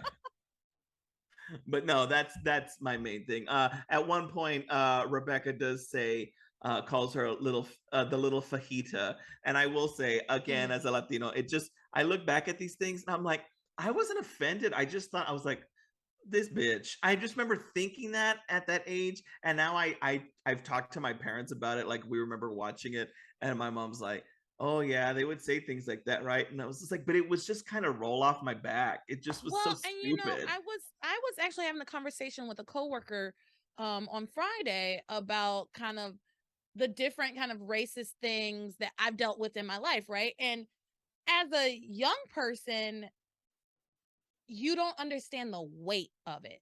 Like Yeah, people say things and the weight of it doesn't you don't understand the weight of it until you get yeah, older, you grow, you yes, understand like where those things come from and why it's so dangerous. And yeah. yeah, no. So yeah, And, now when you hear it, you're like, "Oh my yeah, fuck." it's just it's so funny because it's like it's an actor. It's I love Andrea Evans. To me, she can do no wrong. So when she says something like the little fajita or taco cita is their favorite go-to one. And so when I hear these things, I'm like, oh God, this is so stupid. And then again, I'm sitting there going, just tell Ethan, they've called me little fajita. Like He would just probably think it was cute. He would probably think it was yeah. cute. No, He's like, he I would. He call you grew up that with that. too. That's what he grew up with. He would Yeah. probably think it was cute. Adorable. Yeah. I listen, I um these little things, it's like, yes, Andrea is an actor saying lines that were written for her. Who Yes. wrote that shit though? Yes, You that's see the what I'm thing. saying? We've talked about this. Like, I love to see that writer's room because I know it would look nice, bright, and white. Whose bright idea was it to riddle this Yes, show with like and it's macro aggressions, that's the other not thing. just Yes, micro? yes, and that's what I'm like. Okay, I get it. There odds are there are racist people in Harmony, but it's just give them their comeuppance. Like make those things. Have them have a duality. And I know Yeah, Rebecca what got red paint on her dunked recently. I know at loved some it. point Pilar gets some. Anytime Pilar and Rebecca are together, that's some fun juice. So Yeah, I need to see Pilar slap Rebecca again because that was so yeah. good. That was So my favorite. That was definitely my favorite thing so far, I think. When she I beat the shit out of Rebecca. oh well, and that's it. So my mom and I, again, I watched it more with my mom. My mom and I would just live for those moments. I don't know if this happened already. At some point, I believe Pilar pushes Rebecca into like an open grave or something, or Good. like right a hole. So I'm just like, oh, those I'm waiting moments. for it. Yeah, I can't remember, or like a hole, or pushes her into something. I can't remember, but anyway, uh, That's more than that's that's better than she deserves. yeah, and that's my stuff on all the Teresa and Ethan stuff because we All got to right. get to the juice. All right. So we're gonna power through. We're gonna get on through Chad and Whitney, y'all. Chad and Whitney. Twitney, if you will. I might. I like it. So, Chad and Whitney are awaiting Chad's DNA results still. Let me just start this out by saying that's honestly that's the recap. Chad and Whitney are waiting on the results. That's the recap. We could end it. We could end it right there because they just go and circle and circle and circle the same dialogue over and over and over That's again. the recap. We're waiting on these results. That's it. But some stuff does happen. So they're waiting. They're wondering what's taking so long. So Eve passed out. This is another thing that I was confused about. Like when I started watching this week's episode, I was like, why? What happened? What's going on? But remember, y'all, last week we had the Larry Winger show, the Jerry Springer spoof. I'm so sorry I missed that, but I did rewatch it because I was like, oh my God, I got to watch it because I haven't seen it since it aired. Oh, it was so good. So fun. It was spectacular. But yeah, Eve like goes into a trance, passes out, and then this other doctor is like, let me do some blood work on you, you know, and takes her off somewhere. So she was supposed to be deciphering these results, but they're all waiting to make sure she has a clean bill of health. Yeah. So that's what we're waiting on right now. Meanwhile, TC has started putting 2 and 2 together, and it's like, but honestly has made like a giant leap, to be honest. Has really made a big leap, in my opinion. He was so oblivious. And now he's dead set. He knows that Chad is Eve's son with Julian. Like, he made that huge jump. I agree with you. It's a huge leap. I mean, the things that he is saying are correct. And like he cites the fact that he's caught Julian talking to Eve multiple times. About one time he heard them talking about a baby. The fact that Eve, I don't know, was watching that show about women who have secrets that will destroy their families. Like, and then that's when she passed out, and then she started to mumble, "I'm sorry," and Julian. So, I mean, the things that he is saying make sense, but like you said, to go from where he was, where he was to where he is now so quickly, it did feel like a leap, because he is like my basically, without fully saying it, my wife's a whore. That's where he's at. Yeah. That's where he's at. Like, he's pissed at Eve. Yeah. It's crazy. So, oh God, I hate TC. I think I said this last week. I detest him. I find him detestable.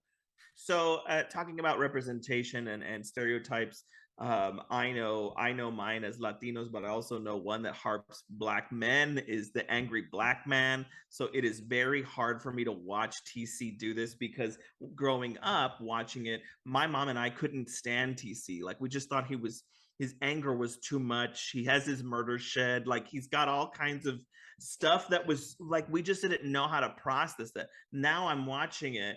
And again, I watched a reunion recently, and like, the actor was just like, yeah, they and he said angry Black man. And I was like, now whether he knew it during the time, which I'm sure he did, it's just so hard to watch TC. I hate this character. It's hard to, whereas Sam, Sam's an idiot, but we love him. Luis is an idiot, but we love him. Julian's an idiot, but we love him. It's like, that one is so hard to give him something, because I can't find the thing. I can't find anything good. Like, at first they had made him out so well. Like, he's like this loving, dutiful husband with his 2 daughters. He's got those things, but then the rage stuff comes in, and it like Trump, or like all of the things that supersede it. Like, yes, the idea that Eve had sex before him gets him over the top. Right. Like, that would never be a reaction from Sam. Yeah. You see what I'm saying? Like, about Grace, learning that Grace had, because like, Grace has that on Sam. That exact same thing. Yeah. So that would never be a reaction from Sam, right? Yeah. But for some reason, TC, again, they've made him so, at the beginning, you think he's so loving, he's so caring, so understanding, so compassionate for his family, has all this love for his family and like friends, and is a great husband, a great teacher, a great, like, this great guy. But then, boom, 0 to 100. They give you this like oh, but my love comes with conditions for everyone. And I hate that. I hate that. I hate that. Yeah. I hate that his love for Eve is so conditional. Yeah. That she And had to be saintly, that Eve had to be saintly prior to him deciding that they should be married. They, it's like everybody has a past. And it's so funny because they all go to church. Like they all do go to church except Tabitha and Kay, who has no soul. And then you're gonna say like you don't forgive because he again, I know we're jumping around, but he brings up like if I ever found out that Julian was with her, I'm gonna kill Julian. It's like, hey, he met her before you did. Like they were together before you ever came into the picture. Now, right. had he hurt her?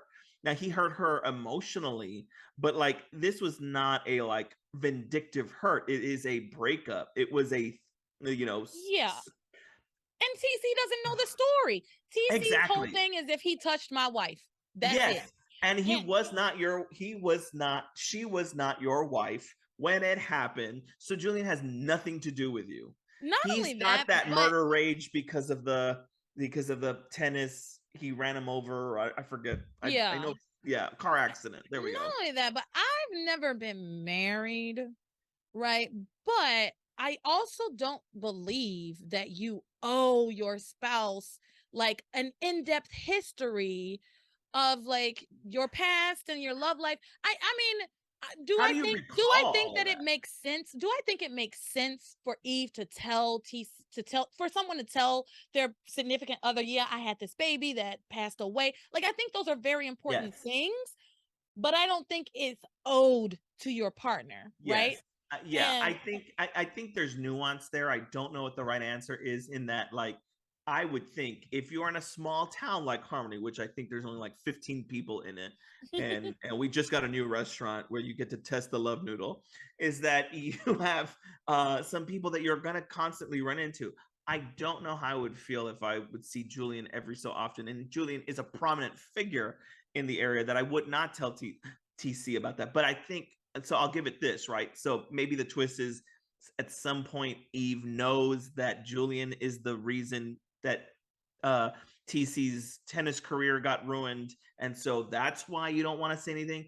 The same thing with Grace and Sam. It's like Ivy was so long ago. I feel like Sam thinks like it was so long ago. Why am I going to bring it up? I don't.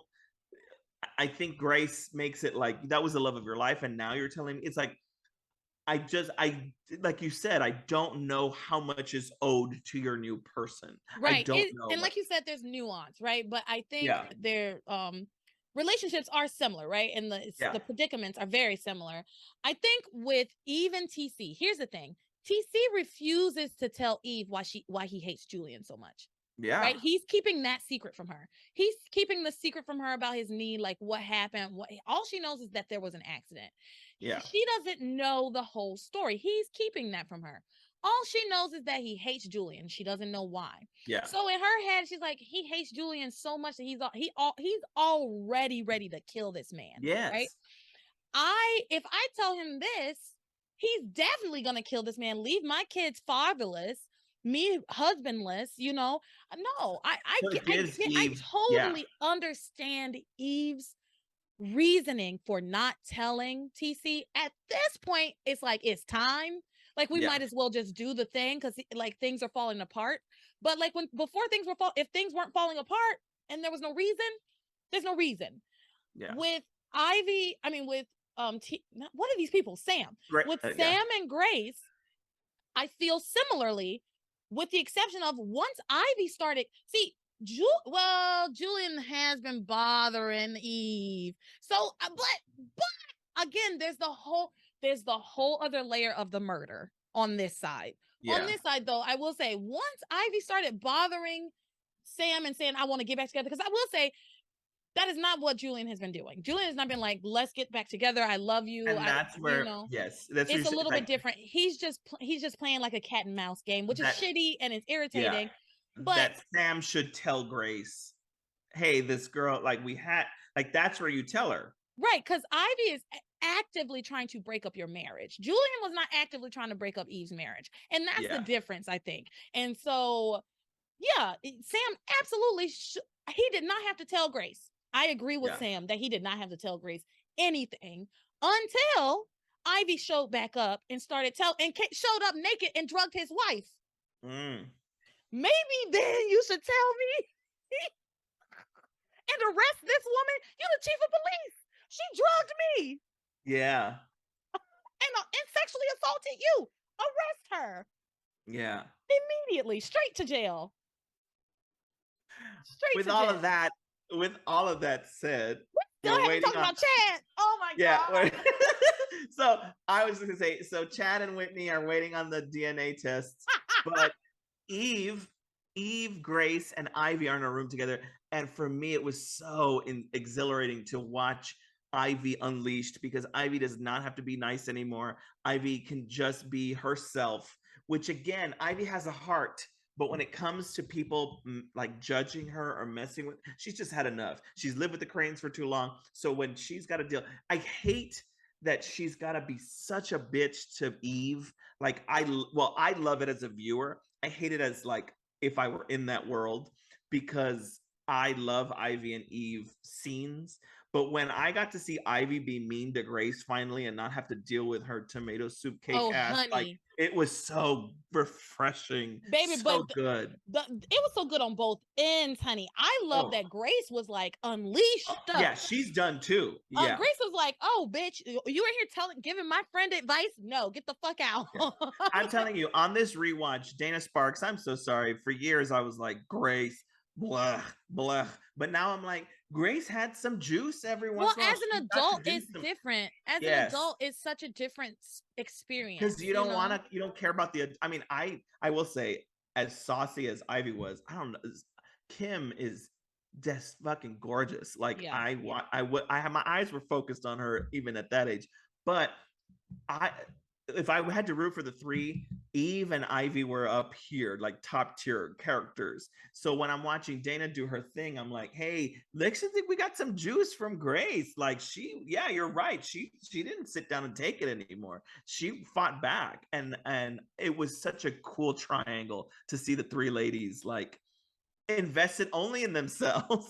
Yeah, I do want to say, like, so Ivy's like taunting Eve about this whole situation, because TC has been in and out of this room saying like, we need to get these results. He clearly is suspicious. He's like not loving at all. Like, she just fainted.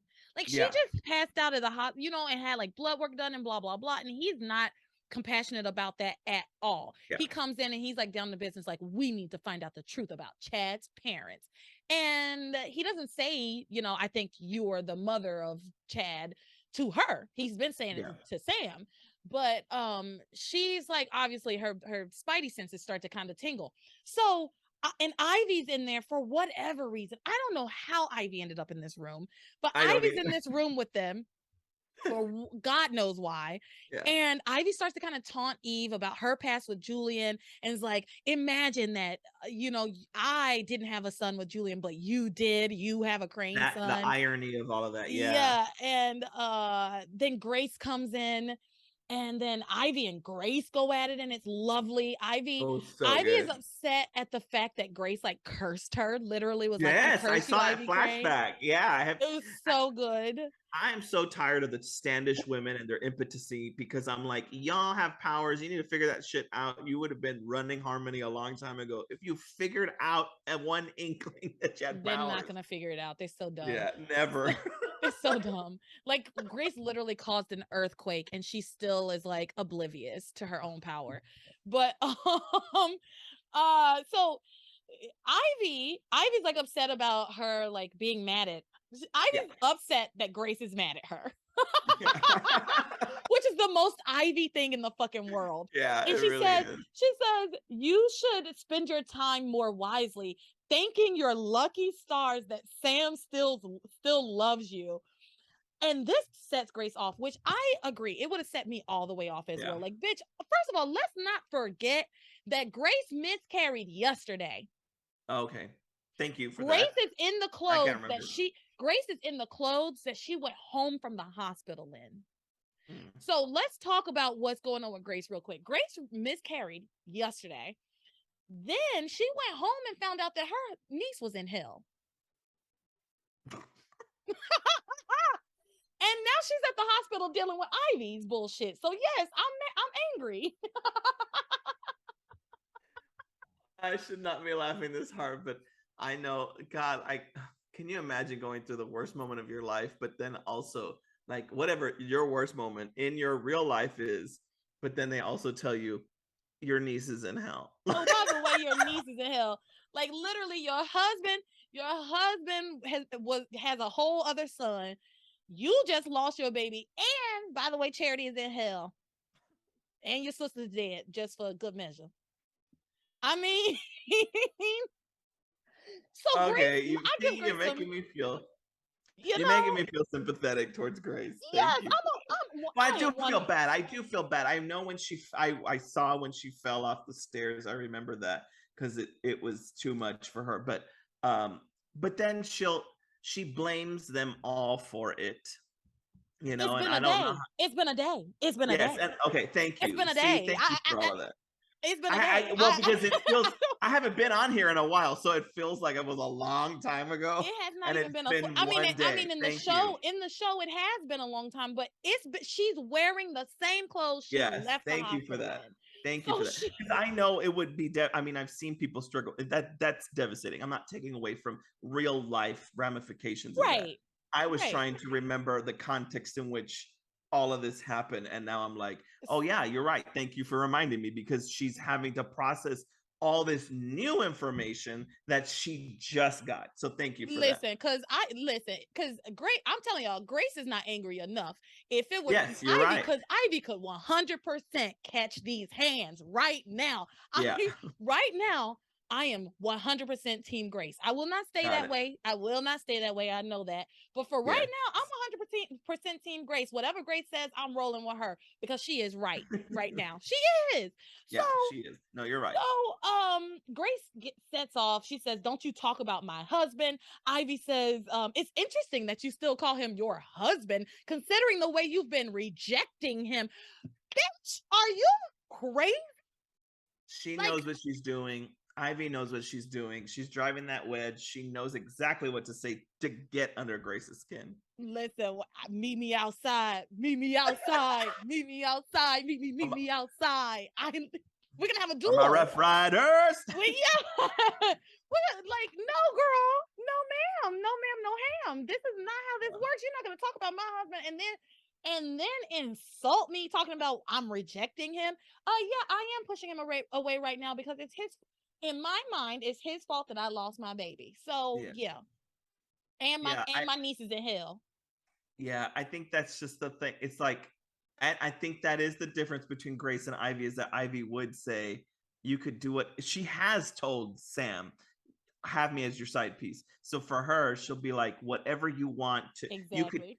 she, that's the difference between Ivy and Grace is Ivy would be like, he could have held 1,000 secrets and I would still love him. And that's what she has over Grace. And Grace is like, no, like you don't get to tell me that. Yeah, Grace is Yeah. like, bitch, I have principles. Like, Yeah, yes, that's that's so you're exactly right.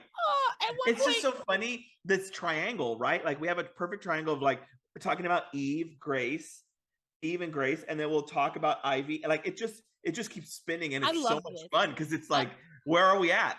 I loved this so much. It So, was so good. at one point, Ivy says, "What kind of woman turns her back on a decent man who has loved her loyally and faithfully for years? The hypocritical kind." Oh, child, she done called the lady a hypocrite. You gonna call that lady a hypocrite? Are you okay? Does Eve need to sedate you because you have lost your Hey, mind? I'm just happy we kept a tradition of talking about Eve sedating people. So I'm very Well, she does it almost every episode. I'm shocked. I'm shocked she didn't sedate TC.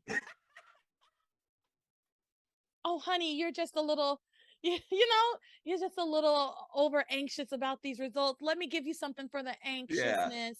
Oh my god. And then shoots him up intravenously. Like she doesn't Yeah. even give people pills. Like she like shoots them up in their veins. Yeah. Like, okay. So, Yeah.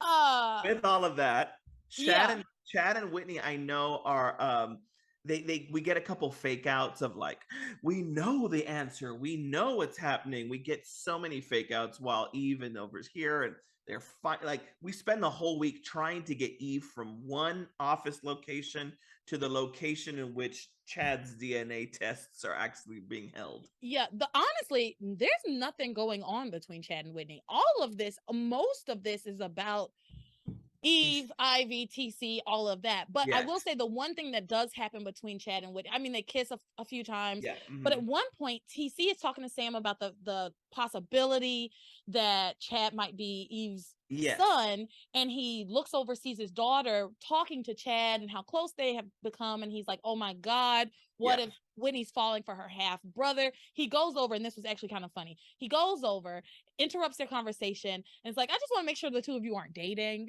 Yeah. And then he physically puts distance between the two of them. He like grabs Whitney very purposefully and pulls her away. It sucks because they were in such a good place, and I feel bad because Chad says something like, "What's wrong?" Like, Coach, like, or like TC, like, I thought we were good. I thought, Mr. Russell, I thought we were cool. I thought we were good. Like, it made me feel bad for.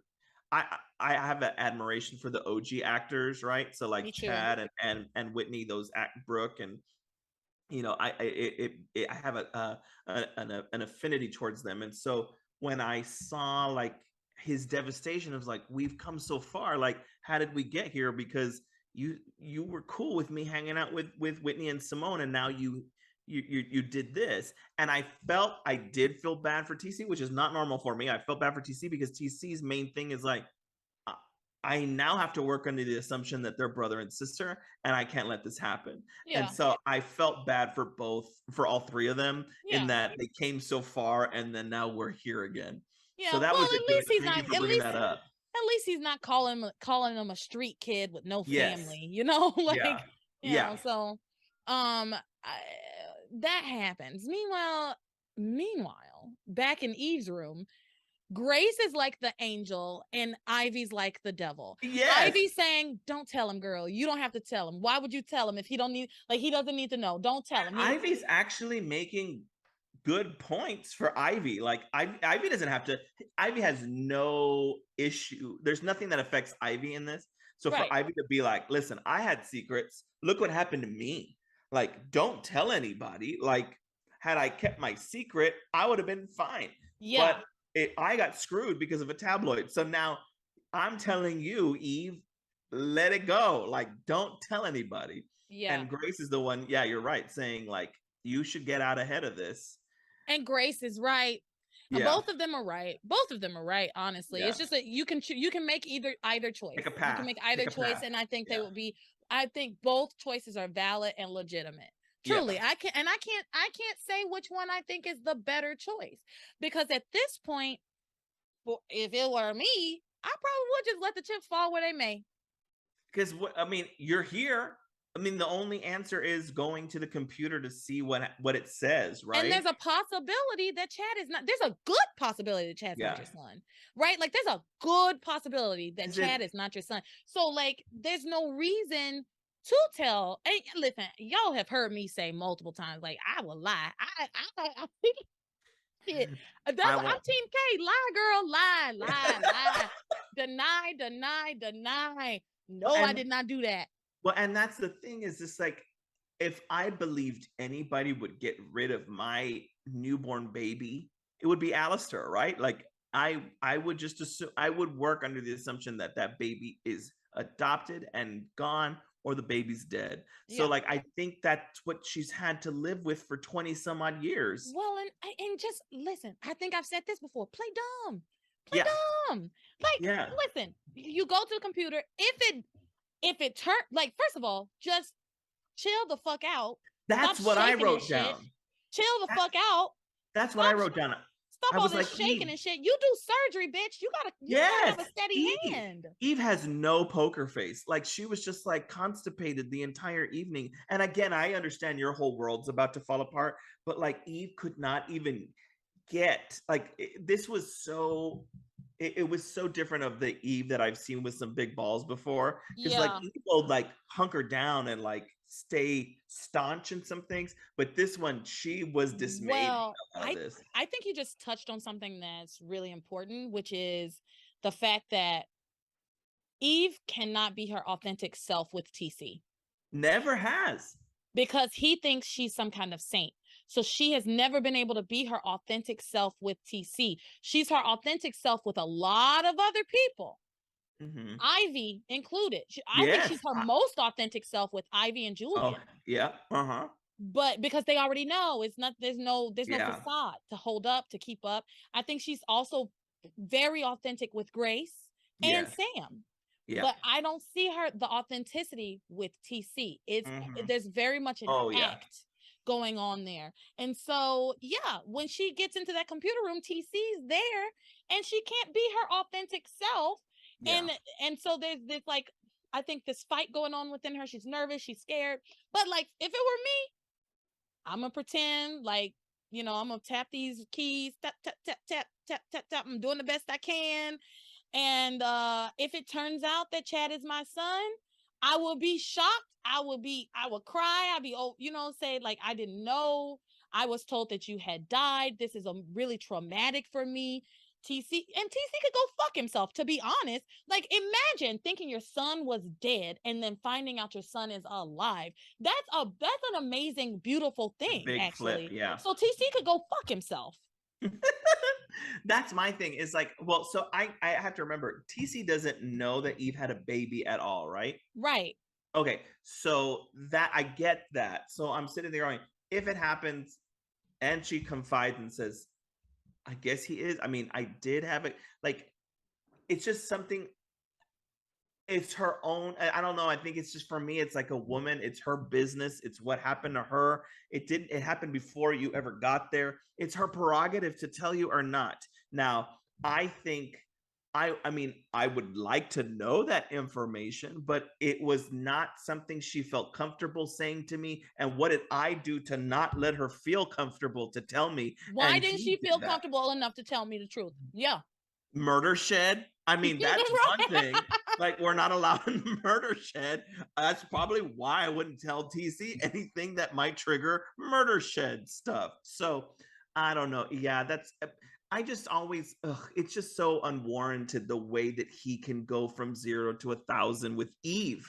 I mean, he can go that way with anybody too. So that's one thing. But for his wife to make her like, he's being very hostile with her, and Extremely. I'm choosing my words wisely because I don't want to jump into that narrative of angry black man because I think it's bullshit. But that's what they wrote. But But that's that's what what they is written. wrote. Thank you. That's what they wrote. So it's hard for me because he's just being really like, he already believes his thing that he came up with, which he's pretty on the dot with what we've been given. But he's treating Eve like, I don't know you. I don't sleep with you. He's just, it's hard. That's the thing I think that's really irritating is that, like Yeah. you said, he has this whole idea in his head that he is dead set. Like, this has to be what's true, right? Mm-hmm. And instead of going to his wife and saying, baby, tell me the truth. Like, I have a feeling, and like, I know it's crazy, but I wanna put this out there and see where you are with it. Yeah. And tell her what you're thinking. I mean, and have a conversation with your wife. Yeah. Yeah. Have a conversation with, he, like you said, very hostile, playing mind games with her. We need to see what Chad's parents are. It's important for all of us. What's the deal with Chad? And yeah, and it makes me upset because it's like Sam is trying to calm him down. Like, Sam is saying what we're saying. He's just like, you know who Eve is. You know, like, my marriage is different. I know what I did. I know what I kept to myself. I know what I did. But you are comparing apples to oranges. Eve's not like that. Eve is good. Eve is like, your best friend's telling you, calm down, and he won't. He won't. Sam also says to him, I kept the secrets I kept for reasons. I had my reasons. And I'm sure if Eve is keeping secrets from you, she also has her reasons. Yeah. Ask her about it. Like, come on. But It's so funny that we are in like the Whitney Chad segment, but it really all of this stuff is about TC and Eve because it makes sense. It's the paternity of Chad Yeah. that does that. But yeah, it's about Chad, but in like a roundabout way. yeah, Like none of the events are like directly yeah. about Chad, right? And you set So us up so well because we don't it doesn't all the Chad and Whitney stuff is like I love you, I care about you, let's yeah, calm down a little bit, let's what do we do here, so they have their issues now with the chat with TC talking about like what's going on here. That does give them a little spiral. They're like, what's going on, what are we figuring out? But then we get right back to the DNA test because it goes back to we find out that Alistair has an informant. child. Yeah, we gotta power through. We gotta Yes. get to the rest of this. We had a great, that was a conversation that had to be had, but yes, for sure. Alistair has an informant in the hospital. Yes, there's a doctor who calls Alistair and says, Eve Russell's running a DNA test. You just tell him. Well, he doesn't call Alistair directly. He talks to like an aide or something. It's like, tell him that Eve Russell's running a DNA test. He just told me to let her know if she did anything out of the ordinary, and this is out of the ordinary. The next thing we know, this doctor is down in the basement of the hospital on his laptop with a headset, a phone headset, talking to Alistair. He loops Alistair. This man had, how the hell are you a doctor, but also a hacker, an expert IT professional? I mean, he's got his zeros. Like, he knows binary. He's like doing. NSA level. Okay, like like NASA, National Security Association, like CIA, FBI level shit, IT shit that he's doing, like hacking into mainframes. But you a doctor? Like, when did you get? You got dual degrees? Like, oh my god! Well, that's Alistair spends the entire time trying to. So once he finds out, so again, we as audience members do not know why the paternity of Chad Harris is so important to Alistair Crane. We are led to believe that Chad is the son of Julian and Eve. We all make that assumption. We make that assumption, but also, and I don't remember this at all. Also, Alistair on this phone call says to this doctor, stupid Julian couldn't keep it in his pants. Nobody was ever supposed to. I thought I took care of this bastard son years ago. Blah blah blah. And I mean, I think we've already kind of spoiled that Julian and Eve are not Chad's parents. Okay, I don't know because it runs for years. I mean, it's going to run. It goes from long. Day one to here to further. Because at one point it is like at one point you are the keeper of the key. Yeah, you are the keeper of the key. At one point it's like confirmed that they are his parents. Then it's confirmed that they aren't his parents. Then we find who their real son is, and it's oh child. We're just not even at the beginning of any of this stuff, which is so crazy. It's crazy. So Alistair says that he wants it all deleted. At some point, Alistair gets the power turned off to the hospital. Well, here's how he does it, though. This is why I was talking about this stupid doctor. This doctor's on his fucking laptop in 2001 in the basement of the hospital. And he's like hacked into the DNA data thing, which, by the way, the data last week was on 2 floppy disks. This is not how this works. The data was on 2 floppy disks. So they already have it. So like they have the data upstairs on 2 floppy disks. There is no going from this computer downstairs to looking at the mainframe and all. So they've rewritten all of that. Okay. Obviously. Because I was going to defend our listeners and just be like, all right, listeners, just so y'all know, this is totally feasible. I know it's exhausting. It's a week worth of waiting for DNA results because Maury had them within 30 minutes. However, now here we are in early 2000s. And if you had dial-up, it makes total sense that it would take this long because dial-up took forever to get. They didn't understand how any of this technology worked. None of it. It is disgusting. Anyway. I promise you, if it was convenient for the writers, Ross would have been able to pull it up on his Palm Pilot and found out who Chad. He probably can. He probably could.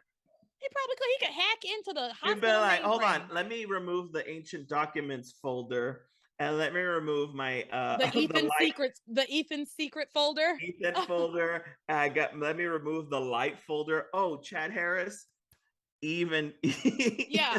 So this doctor's on his laptop in the basement trying to like delete the information.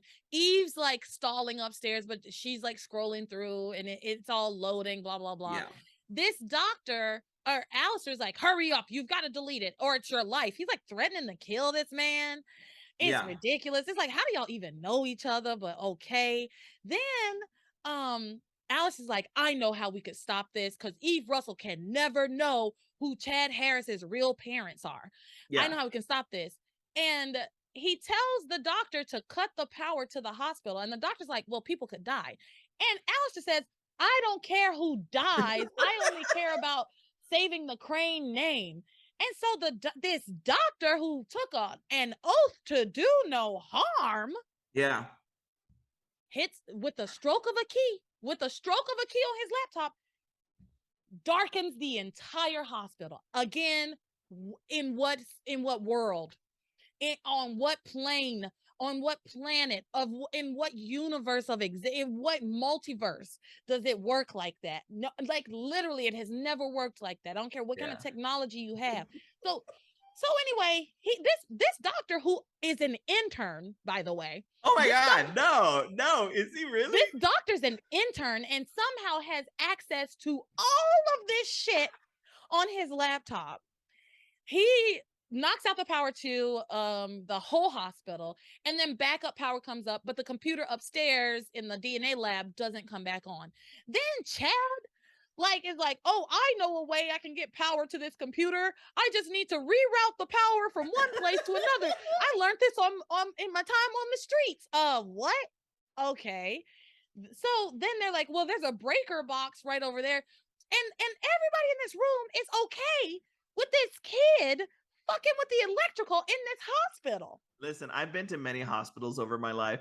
It takes me forever to find the cafeteria, let alone the main circuit breaker that controls box. all of the fucking electronics in the hospital, and whether I'd be able to know what to do with it. Why would it be in the DNA lab? It's so convenient. It just doesn't make any sense. So he like hot wires the computer to the breaker box, which doesn't make sense. Yeah. Oh, it doesn't make any sense. But the computer boots up, whatever. And everybody's like, wow, Chad, that's really impressive. No, it's not. It's a fucking felony. It makes me laugh because all of that happens. The power goes off. Alistair's telling the informant to delete the results. They have a back and forth that lasts all week about like, I can't, I'm trying, I'm going, I'm doing it, I'm trying. Try harder. This was my favorite part, was Alistair says, I'm getting a little tired of your promises. To which made me think Alistair was getting a little tired of his broken promises. Getting a little tired of your broken promises. Looking at your pages, seeing different numbers. Like if we lived in an alternate universe, he would have just broke up into song and be like, "Baby, I'ma do right." No more, baby, I'ma do right. Yeah, no, oh God. The future of the Crane Empire is at stake. The computer goes on, the computer goes off, the computer goes on, the computer goes off. That's all week. All week. It finally comes back up. Eve sits down to do after Chad hot wires it. Eve sits down to like do the results or whatever, interpret the results, and once she finally gets to the bottom of the page, it says no match, right? Because the things have been deleted. It says no match. They delete it. Alistair made sure that the intern deleted the data for whoever Chad's parents were. So even if they run this again, it won't come up, right? So Eve like starts crying. And everybody thinks like Whitney's confused. TC is like, see, I told you that's her son, you know. And then Chad is like, because this is before everybody knows that the results say it's no results. She just goes down and she doesn't say anything. She just cries. And then once she says that there's no results, Chad's like, "Oh, you were crying because you feel so much for me, and not, nobody's ever cared about me so much. Thank you for caring so much. Like you told me to manage my expectations. You told me that this might happen. Blah blah blah." Sam looks at TC and is like, "Does that put your mind at ease?" And TC's like, "Nope." He's like, what if their DNA wasn't in the computer? Okay, fair. Yeah. So ask your wife. Ask your wife.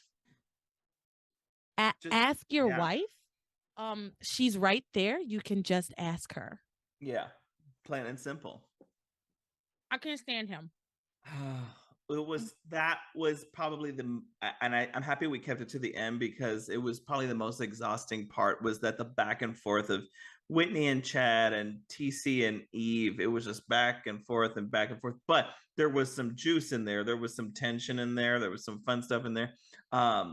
This whole week was, like I said earlier, a classic episode, a classic week of Passions where everything was intermingled. And it's not that it's often, because they're often secluded in their own storylines, but whenever the juice was flowing, it was because they were all intermingled. And Hecuba's fucking little bottle, again, I was so excited to say goodbye to Robin Strasser. I was like, what a badass. I love her. Like, when I think about Passions, I think about Tabitha, I think about Teresa, I think about these things, but I also think about my time with Hecuba. And now here I am, and I thought we were going to say goodbye to her, and she's still bobbing around. She's still doing stuff. I mean, she's doing things in the bottle, and I couldn't remember that. So I'm just happy I got to visit with almost everybody this time around. I didn't have to deal with the kids, and I'm okay with that. I didn't need to see Jessica. I didn't need to see Simone. I didn't need to see Ross. I didn't need to see any of those guys. Listen, y'all know my motto. I don't care about these kids. I don't care about those kids. The only kids I care about, Teresa and Whitney. That's like it. Yeah. No, I got Tabitha, Timmy, hijinks. I got Teresa. Teresa didn't cry, so I will give her that. She didn't cry this week, so that's always fascinating. Sheridan had a lot to deal with a broken love noodle and some Sheridan copywritten fortune cookies, but it was Sheridan. What a week. A week. Well, that's the whole week, everybody. That's it. We did it. It's a supersized episode. Like, oh my God. We've been at this for a while. You got the super supreme from Sally's. That's what you got. I'm gonna have to cut some stuff. It's so long already. So, but thank you so much, Eric. Let the people know where they can find you. Listen, I'm Mr. Eric Vera on everything. And I'm just so grateful to be on here with you all. It is fun. I really enjoy the Patreon. I love the Discord. So if y'all ever get a chance, please, any Passions talk, little by little, I start to remember brand new things, which is exciting. It does feel like I had amnesia, and it's such a soap opera trope, but I feel like I have amnesia. And when I watch the episodes, I remember the love noodle. I do remember that. I remember the bottle. I didn't remember we stayed here this long, but little by little things come back, and it gets exciting because I'm like, oh man, I didn't look at it. And then on a rewatch, you find new things. You're like, oh my God, I'm looking at it in a totally different perspective. And that's pretty dang fascinating. So I'm very grateful to be here with you. And I'm so happy you're back. And I'm sure the people are excited that you're back. I hope so. Thank you. I'm so glad. We always have a good time when you're on. So thank you for coming on. I really appreciate you. And I love talking to you about Passions. Like, it's same here. So great. So remember, everybody, you can catch me on all of the social medias: Instagram, Facebook, TikTok, Twitter, at Passions Podcast, or at Podcast Passions on most things. So with that, you are my passion for life.